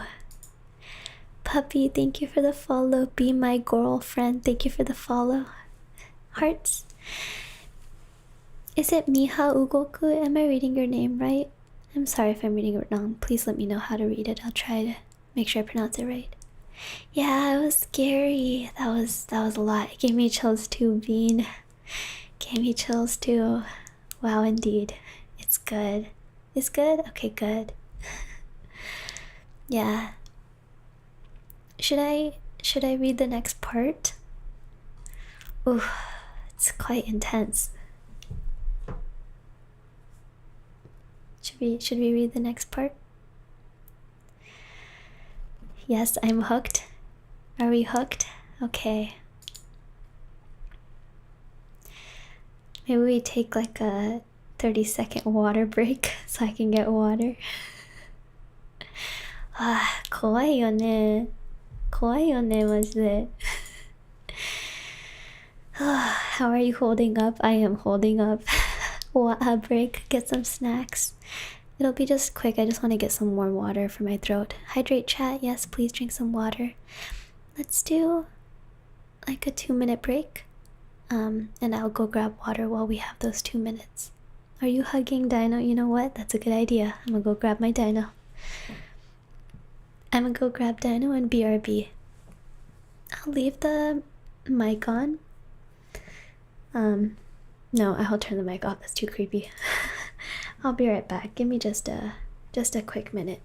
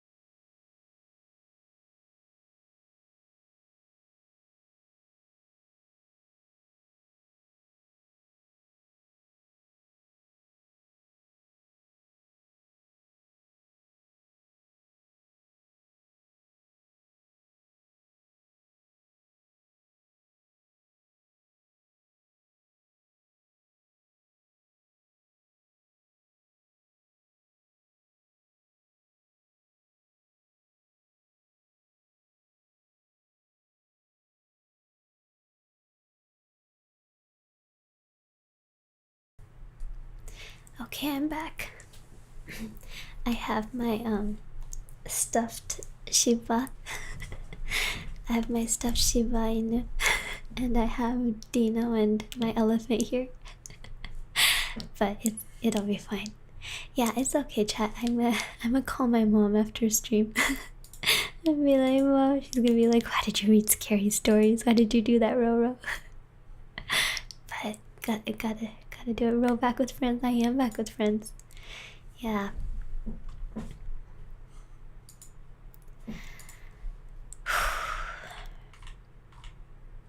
Okay, let's read the next part. My father is a park ranger.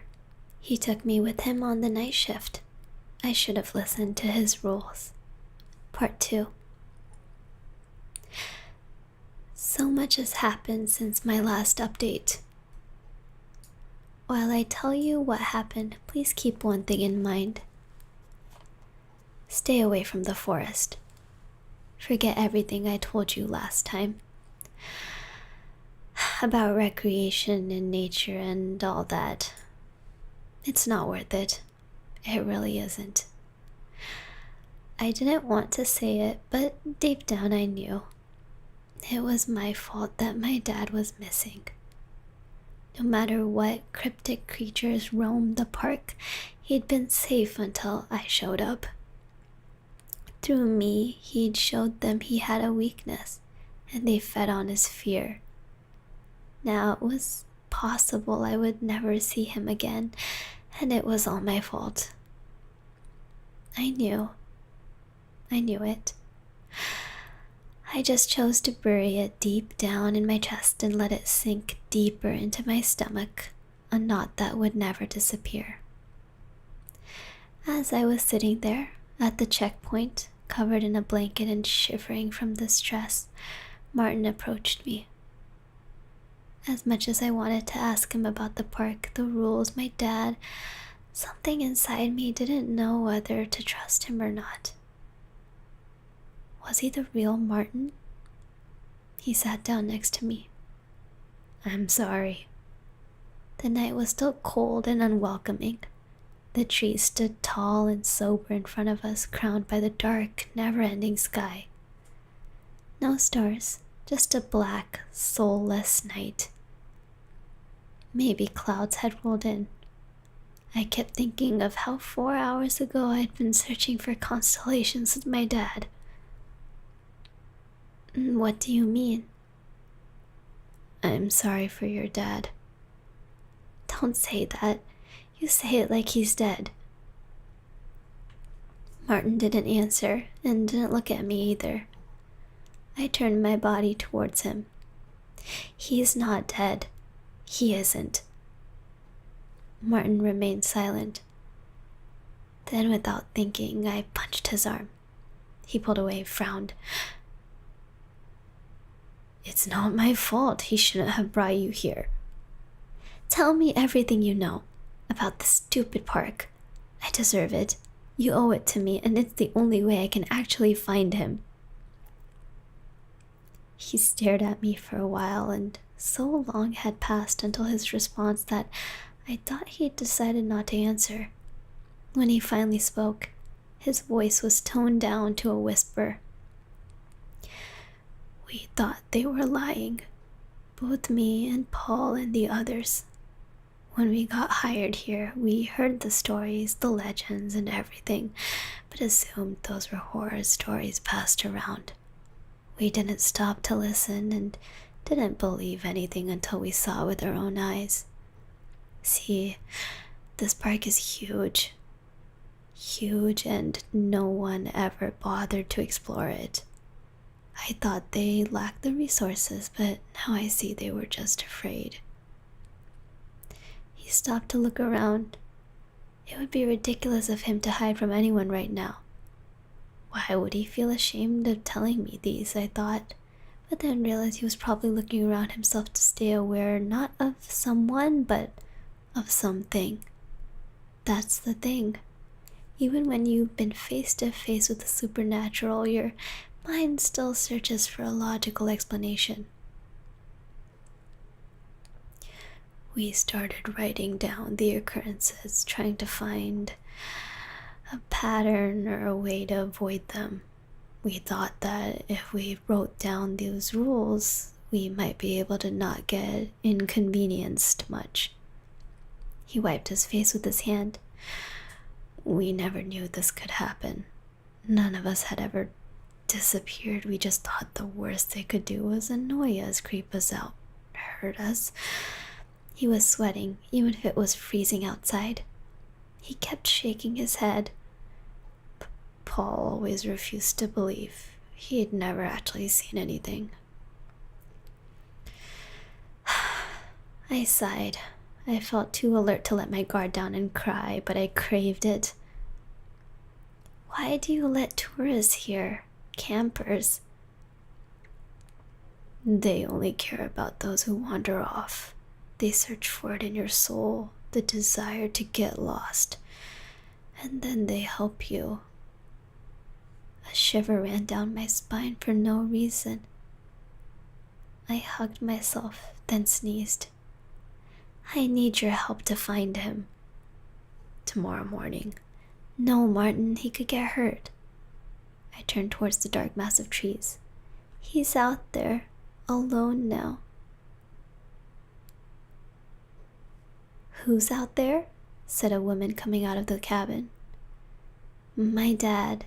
He's missing. She frowned, then looked at Martin. Which post? 62, he replied. Shit, that's my next shift.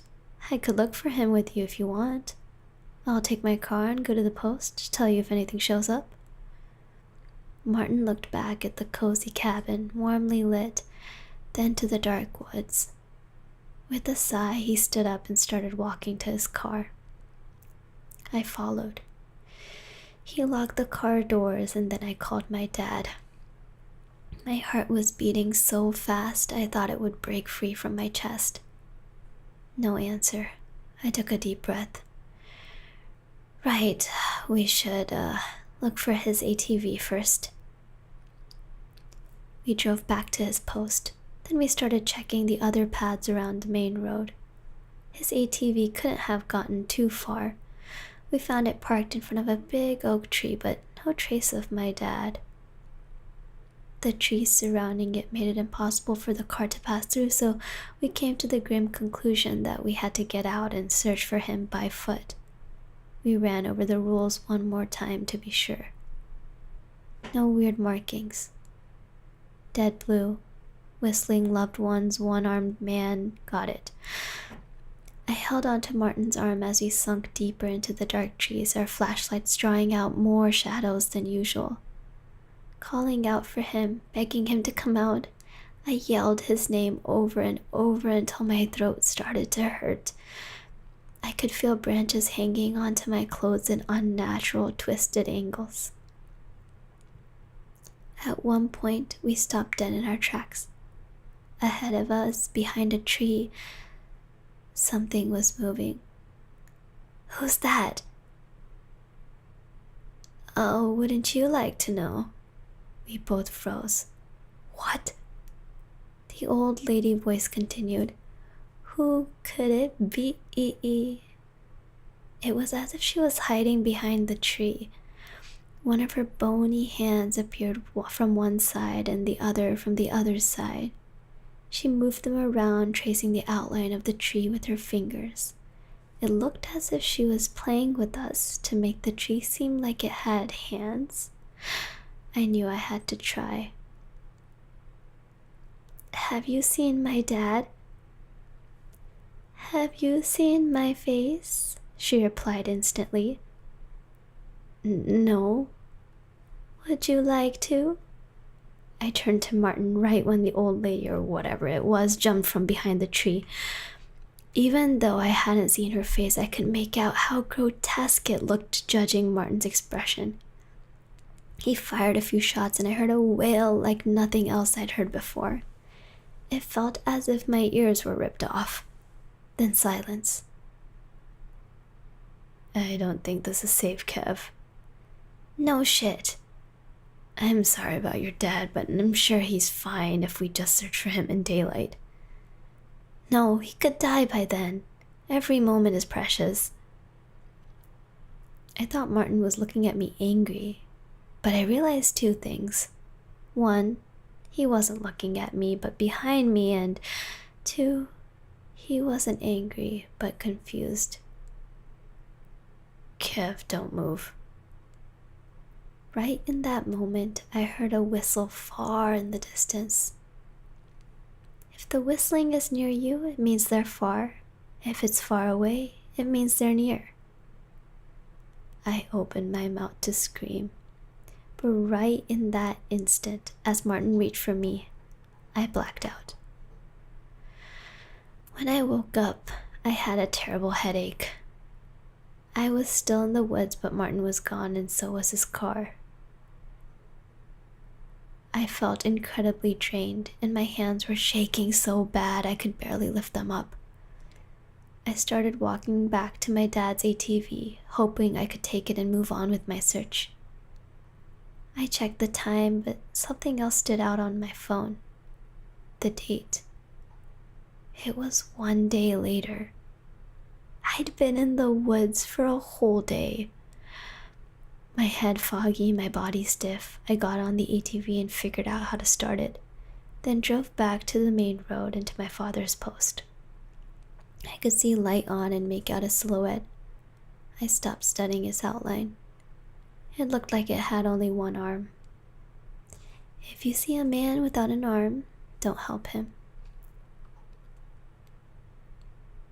It was too late. He'd seen me and was climbing down the ladder.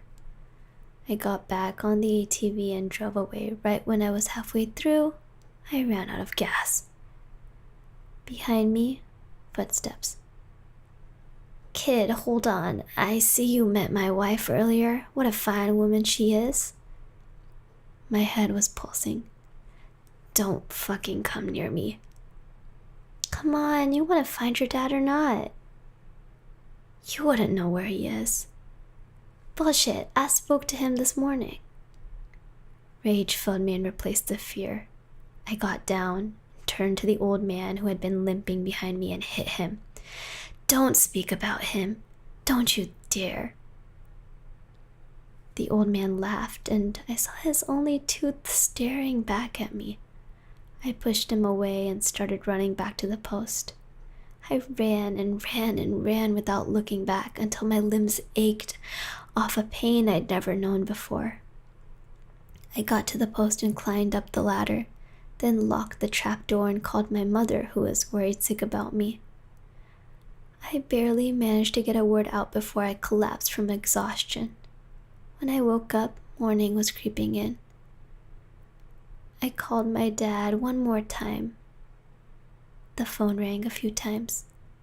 Yeah, Kev? Tears gathered in my eyes. My throat hurt to speak, but I did. Dad, is that you? Where are you? Kev, get out of the forest. They'll let me go. They want you.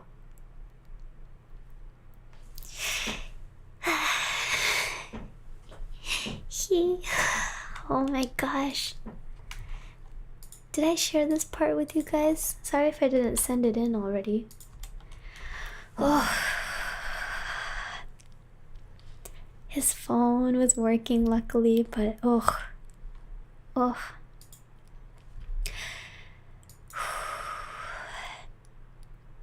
Should we read the final part? It looks kind of long, but I think we should read the final part. That was intense. Also, wait, I know a couple people said hi and bye. Let me say hi.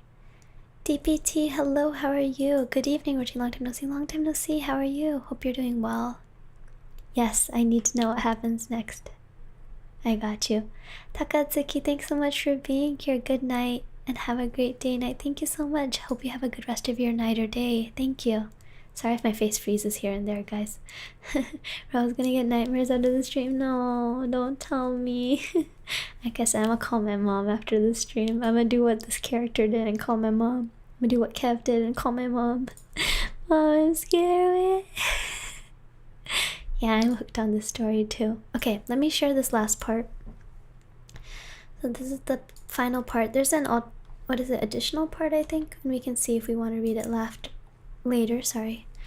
But if you want to read along, here's part 3, or the final part.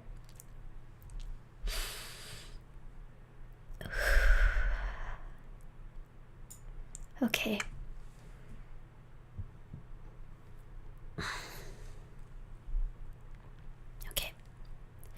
My father is a park ranger. He took me with him on the night shift. I should have listened to his rules. Final part. It didn't make any sense. I stared at the floor, phone in hand, speechless. What do you mean? Where exactly are you? Kev, don't come after me. I can't do that. I can't just leave you there. I could make out heavy breathing on the other side of the phone. Dad, just tell me where you are. I won't come after you, I promise. I'll be safe at the checkpoint. I'll send Martin. His voice was trembling. I don't know where I am. I've never been on this side of the forest. I think it's somewhere east. Do you see any markings on the trees? Yeah, but none of the good ones. These markings aren't ours. These markings aren't ours. I paused and so did he. I had my phone to my right ear and suddenly something whistled right next to my left ear, startling me. I took a deep breath. Relax. It means they're far. There's something else, my dad said. The cabin felt cold and yet I was sweating, suffering from an unexplainable fever. I could barely hold the phone anymore. Kev, I'm not alone here. Something else is with me. I can't get out either. It feels like I'm walking in a circle back and forth and I'm afraid to go too far. It's as if it's guarding me. It doesn't want me to get out. I heard another whistle to my left, only this time it didn't feel like it was directly in my ear anymore. They're getting closer. Right, I have to go. I wanted to hang up, but my hand wasn't listening to me. I just let the phone fall to the ground in the reflection of the window. I saw myself, pale, dark veins under my eyes, and dry lips. What was going on? I felt like puking. I kneeled, then started rocking back and forth, unsure what to do, how to play this out. I knew that was surely my dad because the creatures can't talk on the phone, but I didn't know where he was, and something inside me told me they wouldn't let him go unless I personally went out to look for him. I didn't know whether Martin would help me again, and judging by how fast he'd left me alone there, it didn't seem like he was too eager to reach out. My stomach turned and my chest tightened as I puked on the floor of the cabin. The next minutes were a blur. I remember my hands and my knees crawling to the trap, then basically falling down the ladder and breaking my ankles on the ground, then trying to stand up and failing. I remembered laying on the leaves, staring at the sky. I could just fall asleep here forever. Another whistle to my left, this time further away. I didn't have much time until they found me again. Hey, kid. Fuck no, so soon. I lifted myself from the ground enough to look at whoever was coming. It was the lady from the checkpoint. The one who said her shift was about to start. I mean, that's how it looked. I didn't know whether it was really her. I didn't answer, just blankly stared at her gray leather boots and ginger ponytail.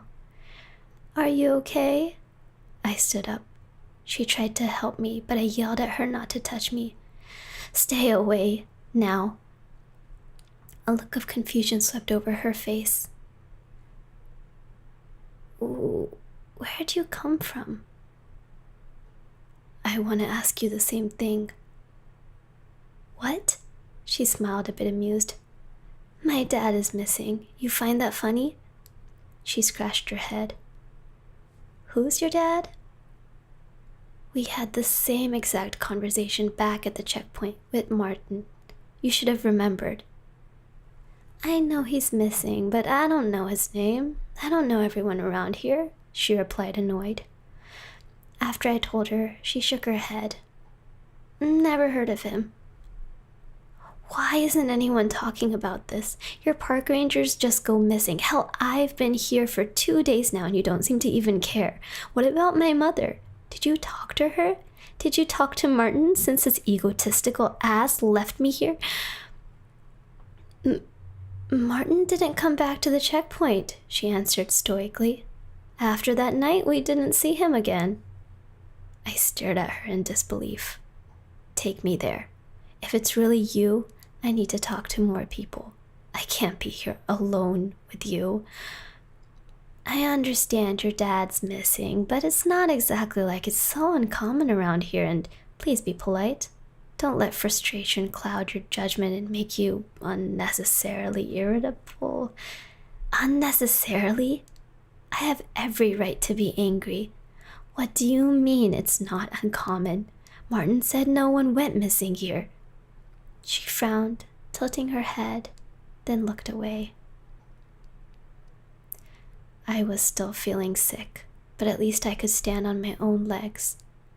Another whistle echoed, this time deep into the woods. Tall trees surrounded us, and the familiar cabin seemed now desolate and rotten. Nothing made sense anymore. Your dad is not the first one to go missing. Many went before him and many will follow. It's not something you can negotiate. It just happens. Martin said. She slowly shook her head. It's not something well known. We don't want to scare our rangers. When I spoke, I sounded choked out. Who else went missing? She hesitated. Silence filled the space between us, and I could tell she was uncomfortable. I did. I didn't give her time to finish. I'd been running for so long that my legs had gone numb. Hitting my shoulders on tree trunks and struggling not to trip and roll on the ground, I felt like running was the only thing that could save me. Deep in the forest, I wondered how long someone could go without me.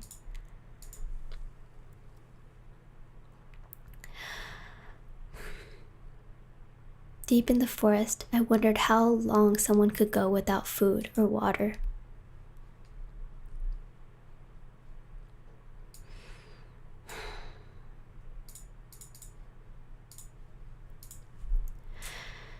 At some point, I stopped to sit down. I couldn't take it anymore. My heart was literally telling me that if I didn't stop soon, it would. The moment I sat on the moss, I realized I wasn't alone. I swallowed. I swear to God. In front of me sat the ginger lady. Go away, please. Leave me alone. I just want to help. I don't believe you. I went missing a long time ago. I don't remember what I was doing, patrolling around, I think. Anyway, Post 62 is notorious for interesting stuff happening around. 62, 24, 46, they're not haunted, generally speaking, but energy points. And them, as far as I know, they come from the earth. They're corpses. Forests used to be humanity's cemeteries and ritual dumpsters in general. I don't know what went on around here, but these woods have swallowed so much blood. It's like mass, this blood, that death. The more it gathers, it creates this gravity and asks for even more blood, more death. She was softly murmuring as if telling a bedtime story. I saw those markings, and even if I didn't recognize them, I was ashamed to call and ask. I thought they'd been part of my training, and not recognizing them would have made me look bad. Back then, no rules were written down. She sighed. Anyway, I came to this clearing in the woods and, well, I don't remember how I died. All I know is that I was following my mom's voice. I don't remember how it sounds like now. How long have you been there for? She ignored my question. You're still alive. You could leave.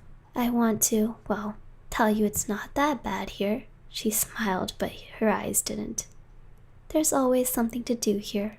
They're always looking for another. I shook my head as she nodded. Okay, well, you're looking for your dad. I think you already know what you need to do. Look behind you. I did. Behind me, a blue triangle, almost fluorescent. When I turned back to her, she was gone. I walked and walked, each step muffled by the damp earth and fallen leaves. You know, I'd never been in such woods before. They didn't feel alive in the usual way, millions of little lives roaming around, but they felt like a being of their own, and the earth rose and fell under my feet, almost like mocking my breaths. I passed a bridge, then a tunnel, in one of these god-forsaken mountains. When I got out, I could hear whispers and whistles. How are you? Why, I'm fine, just a little ravished. Well, wait. It's soon, I believe. I believe too. Do you believe? Yes. Yes, soon. Soon. Soon. Soon. Soon. Soon. What was about to happen soon? I tried calling out for my dad since my phone and flashlight had died, but someone else answered and it wasn't him, so I decided to keep my mouth shut. I passed through this garden of roses clinging onto my clothes. Roses, our most popular and loved flowers, who never miss a chance to draw blood. In the distance, more trees. One of them looked broken.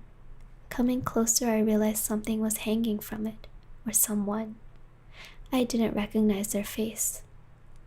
I kept walking and saw more, hanging from the trees, their bare feet floating above my head, looming over me. I stopped looking at their faces, afraid I'd see my dad. Eventually, I reached this hill and smelled something burning. Coming closer, I saw this fire and... Martin! The minute I said that, pain pierced my shoulder, my back hitting the tree. I smelled something metallic.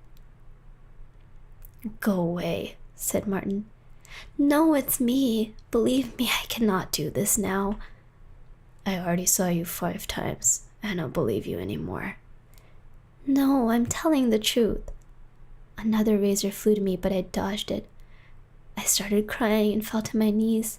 I told him about the ginger lady and my dad and the stars in my life in a way that no doppelganger could. They could try to take my life, but they didn't know anything about it. Martin's gaze softened. He sighed. "I saw over 12 sunsets here. I had to kill them to eat. The mimics, I hate their meat. They mimicked my family, loved ones, they even mimicked you. I've killed my family countless times here. Countless." We talked for a while. He told me he didn't want to go any further because he'd seen a clearing and had a bad feeling, and I understood. At one point he interrupted me. "Can you hear the fire?" Truly, I heard no rustling. Not of leaves, not the fire, no wind. Dead blue. "Run." I did. With Martin behind me, we ran until the moonlight shone freely without the burden of the trees. We reached the clearing. I stopped, breathless. My dad was laying there, unconscious. I threw myself on the ground and grabbed him, shaking his shoulders. My voice was hoarse and my eyes stung from the trees. "Wake up, Dad. Wake up, please. Now." He didn't. Suddenly, Martin let out a wail. I turned around and saw him and some sort of figure over him. I don't know what it was. "Choose." I froze. Someone had whispered right into my left ear. "Choose one or the other." Martin was yelling. My dad was silent. I understood then and there. "Dad, I choose him. Let him live."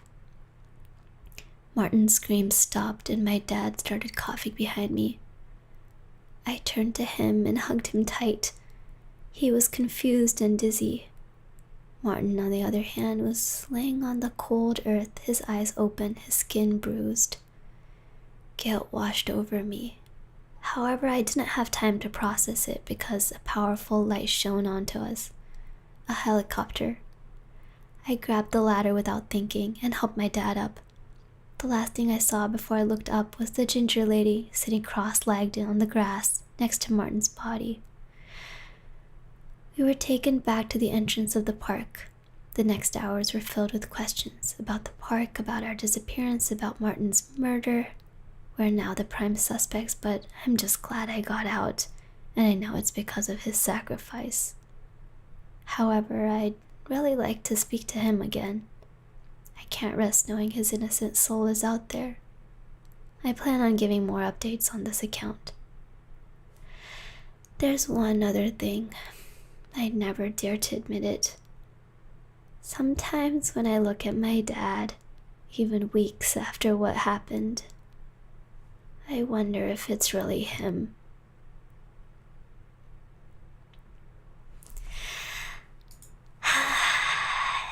It's really scary.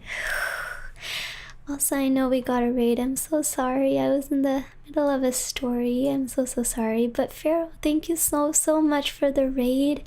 I miss you, bro. I hope you're doing well. I hope your stream went well, and chat will make sure to raid Pharaoh next time. Our timings usually don't match up because I don't usually stream at this time, but I really appreciate it. And I know he had to head out. And normally I would have cut in between to say thank you and hi and how are you and everything, but I usually don't stop in the middle of a story. Sorry about that. But Firemark, hello, welcome. Dead Marip, hello, welcome. Cold 12, is it 12? Am I reading that right? Welcome.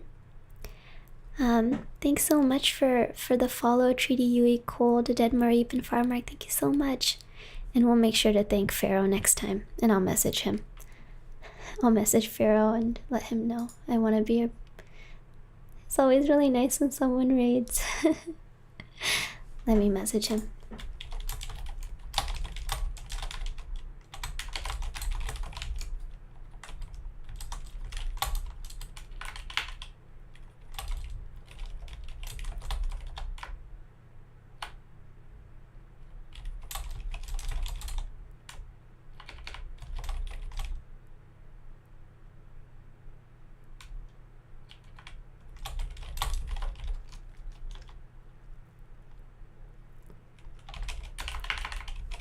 Sudden keyboard ASMR.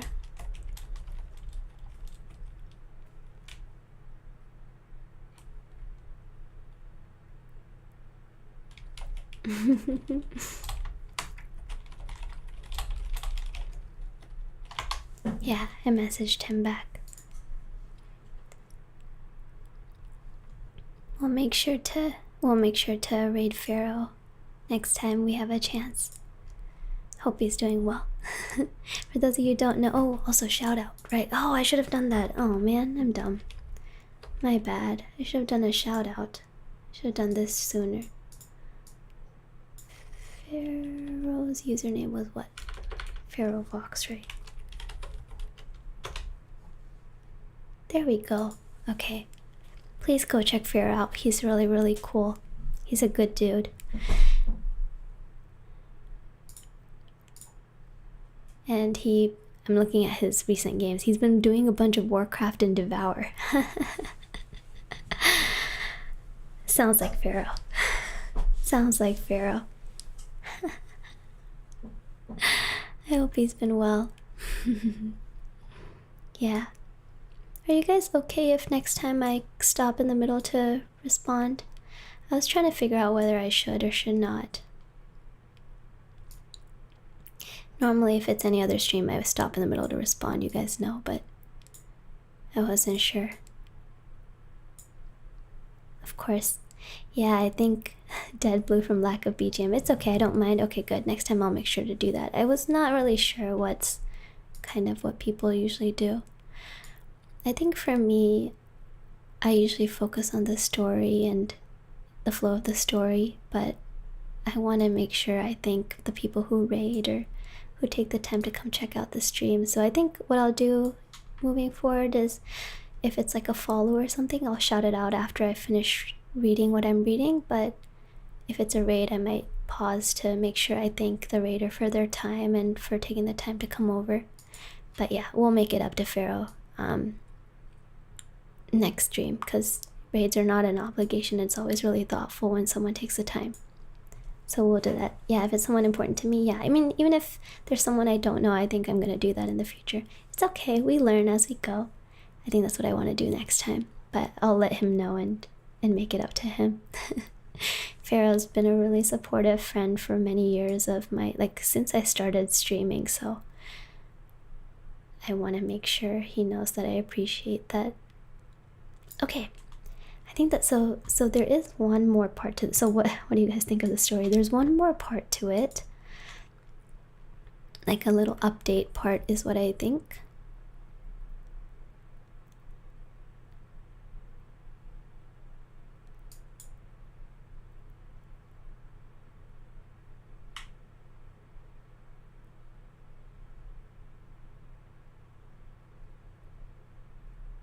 Yeah, I think this is the last part though.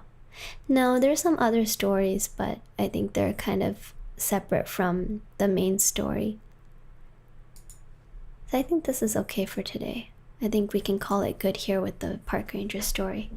If you want to read the encore, the author has like these like kind of like, what is it, additional parts or like sequels, but I think this is a good place to pause with the story. I'm worried it's gonna get a little too long and it's already midnight here, so I have to be a little more careful with time. I have work tomorrow, guys. This fairy has to sleep and wake up. So let's do something a little more lighthearted before we go to bed. Because I think that's a good way to wrap up. Something maybe a little silly. What's something silly we can do with ASMR reading? Something happy, something less scary, something not as horrifying, makes me want to cry inside way. Something like that. Something we can read instead. Let's do that before we go. We call it good for today. Something more less scary. We want adult life. I feel you. Happy, happy, happy, happy, happy, happy, happy, happy. Read something that won't give you nightmares. Okay.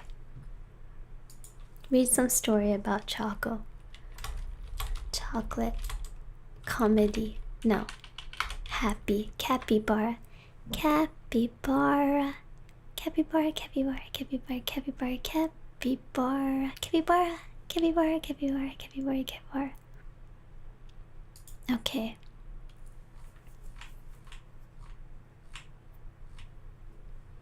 I found this random story, but it's for little children. Should we read it? It's for little kids. Kono dorobo neko. Meh. I read the SAT instead. We're just grown kids, exactly. I don't know how the story will be. It's on storybooks. It's called Bedtime Stories. And this one is called The Magical Chocolate Factory. Okay. Once upon a time, in a small village, there was a magical chocolate factory. The factory had a secret recipe for the most delicious chocolate in the world. Every day, the factory workers would mix the finest cocoa beans, milk, and sugar to create the mouth-watering chocolate. They would then shape the chocolate into various designs like cute animals and beautiful flowers. One day, a young girl named Lily stumbled upon the factory. She was amazed by the delicious smell that filled the air. The factory owner, Mr. Willy Wonka, invited her inside to see the magic. Lily explored the factory and tasted the most extraordinary chocolate. Each bite took her on a journey of flavors. She couldn't believe her luck. As a special gift, Mr. Wonka gave Lily a box of chocolates, each with a surprise inside. Every chocolate was unique and brought a smile to Lily's face. Lily shared her chocolates with her friends and family. They were all fascinated by the magical flavors and thanked Lily for the delicious treat. From that day forward, the chocolate factory became a popular place for people to visit. Everyone wanted to experience the magic and indulge in the heavenly taste of the chocolates. And so, the magical chocolate factory continued to spread happiness and joy through its delicious creations, making everyone's lives a little bit sweeter. Reflection questions. How did Lily feel when she tasted the chocolate? What surprise did the chocolate have? What made the chocolate factory popular? I have a question for Lily.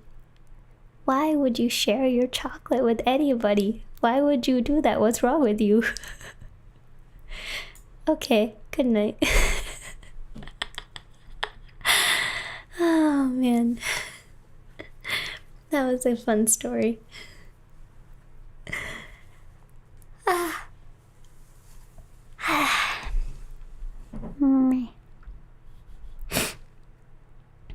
Wow, we read a lot. That was fun. Oompa loompa doompa dee doo. I have some chocolate I'm not gonna give you. Oompa loompa doompa dee dee. All the chocolates just for me.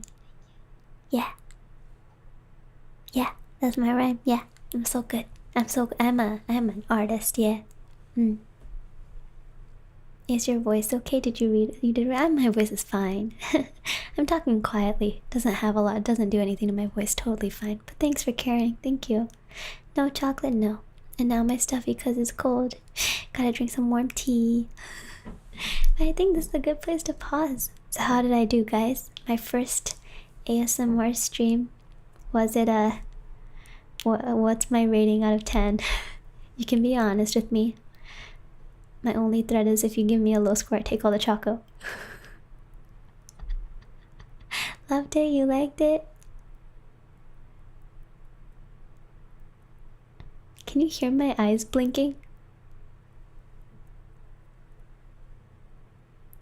Love your voice so much. Aw, thanks, Spades. 8 out of 10. Thanks, Magic. Okay, I can do it. I have room for improvement. I will get there one day. I'll be like so good and be like, wow, remember the time when Roro didn't know how to ASMR? Ishmore? You like my reading? I do like reading aloud. You did good. Probably 7.5. We have lots of rooms for improvement. Got it. It's really calming. Kept me company while I was trying. I'm so glad, Phobos. Enjoyed the reading. Okay, good, good, good. Hearing your eyelids open and close is unrealistic. My eyes. 9 out of 10 is the best I've ever heard. Aw. It's okay. You guys can give me a 1 out of 10 if you need to. I don't take it personally. I look at it and say, okay, place for Roro to improve. Roro gotta get better. Gotta get good. Gotta get stronger, bigger, faster, chonker. Chocolatier. Chubbier. Fluffier. Cuter. Sparklier. 8 out of 10. Okay, good, good, good. It's like I'm waiting for the drop. 4 out of 10. 1 out of 10. 0 out of 10. This is not a bribe. It's not a bribe. Reigetsu-san? Reigetsuki-san? Thank you so much for the follow. フォローありがとうございました。すいません、お名前をちゃんと読めず。とうつきさん違う。とうげつさん違う。なんか、お名前を読み方教えていただければ嬉しいです。すいませんね。I have a high bar, but I'm not that ruthless. It's okay. It's good to have a high bar. Solid 7 out of 10 from me. Company wise. Okay, good. Good, good, good. Yeah, no, I don't, everything takes practice. I don't expect to be super good. I have a long way to go, but I do like reading out loud. Reading out loud is kind of fun.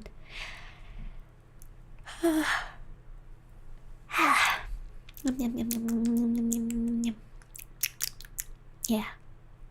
My mom used to read out loud to me when I was a kid, and I still remember that really fondly.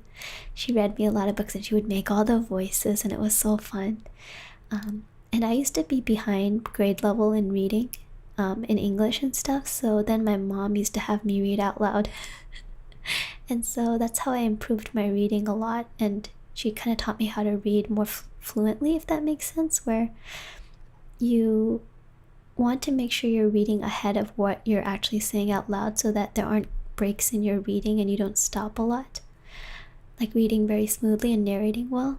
And it's something that I used to hate growing up, but now I really like reading out loud because it's just, it feels like I'm interacting with the story, so it's kind of fun. You should try it if you haven't, reading out loud to family or your siblings.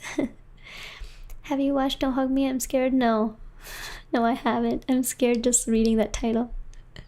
Don't hug me, I'm scared. I need lots of hugs when I'm scared. I can most definitely sleep to your reading. Aw. My mother never did that for me. Oh. I wish I could. I can try to find other stuff to read, but it has to be stuff that I have permission to read. I don't feel comfortable reading things that are not more public domain, I think. We'll see. I'll have to see what I can do. Yeah. I'm gonna go take a nap, but have a good one. Aw, thanks, Code Red. I hope you had a good one. Sleep well. get some good rest. I think we'll wrap it up here, guys. We'll call it good here. And yeah, like I told you guys, I don't know how much I'll be streaming these next couple weeks because I'm gonna be a bit busy.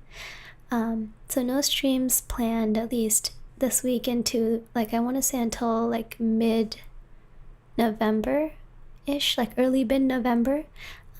But don't forget to turn on notifs if you want to come by. I might be here and there to stream when I get a chance, when I have a little bit of time in between work and my schedule. I'll try to stream here and there, maybe for like 30 minutes or an hour. So if you want to come by, please do. They might not be they probably won't be ASMR. I might be playing Suika game. I might be raging in Apex. I'm not sure what will happen, but I hope you can come by. What about fan submitted work, like your fans? I would be down to read it if I have your permission. I'm happy to read it. Just please keep it appropriate for stream, obviously. A couple swear words here and there is totally fine if you're writing, but like, just, you know my vibe. You know me. You know me. You got it. I know. But yeah, if I have your permission, then I'm happy to read it. Yeah, feel free to share it. Should we do a stories section if you want? Yeah. Whatever you do, don't rage with that mic. You might break my ears. No, I won't. This mic is not meant for you. Well, actually, technically, you can yell into this mic, but I need to turn the gain down if I do that. Or else you hurt your mic. Yeah. I'd be delighted if you did. I would love to if you share. Yeah. As long as it's appropriate. I'll read it in advance to vet it, but I'm happy to read it. Yeah, it's me, Welsh Noble Guy. Thank you so much for the follow. Thank you so much. Let's drop into someone's stream. Let me see. Let me see if one of my friends are on, and if they are, then I might raid them.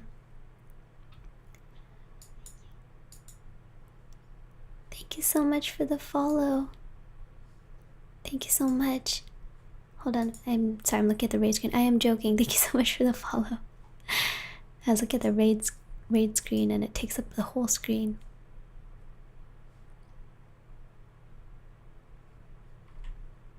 I'm always a little scared with raiding on someone else who's doing ASMR, because I know sometimes ASMR can be pretty intense.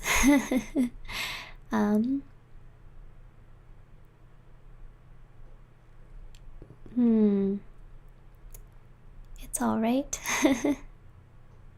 It's alright.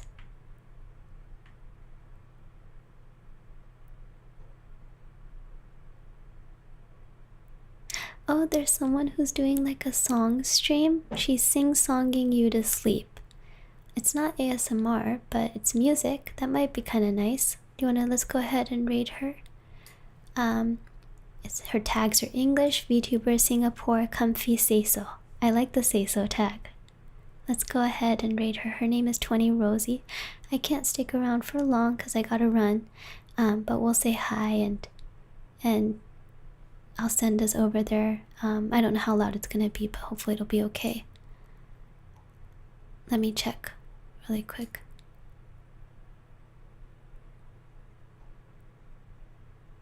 Yeah, I think this is good. Let's raid her. Start raid. Did I press the button right? I always really struggle with this for some reason. Okay, it's good. Yeah, and here's the raid message. Here's the raid message. Yes, very dramatic. Thank you. Gotta have the chocolate. These are all public emotes, I think, so everybody should be able to use it, I think. Hopefully that should be okay. Lawrence, do you have a theme? I don't have one, but anything you think would be good, I'm happy to. RPG After, thank you so much for the follow. Okay, let's go raid. And I will wrap up stream. Thank you so much. Otsuruchi desu. Otsukaresama desu. Stay very chonky. Bye.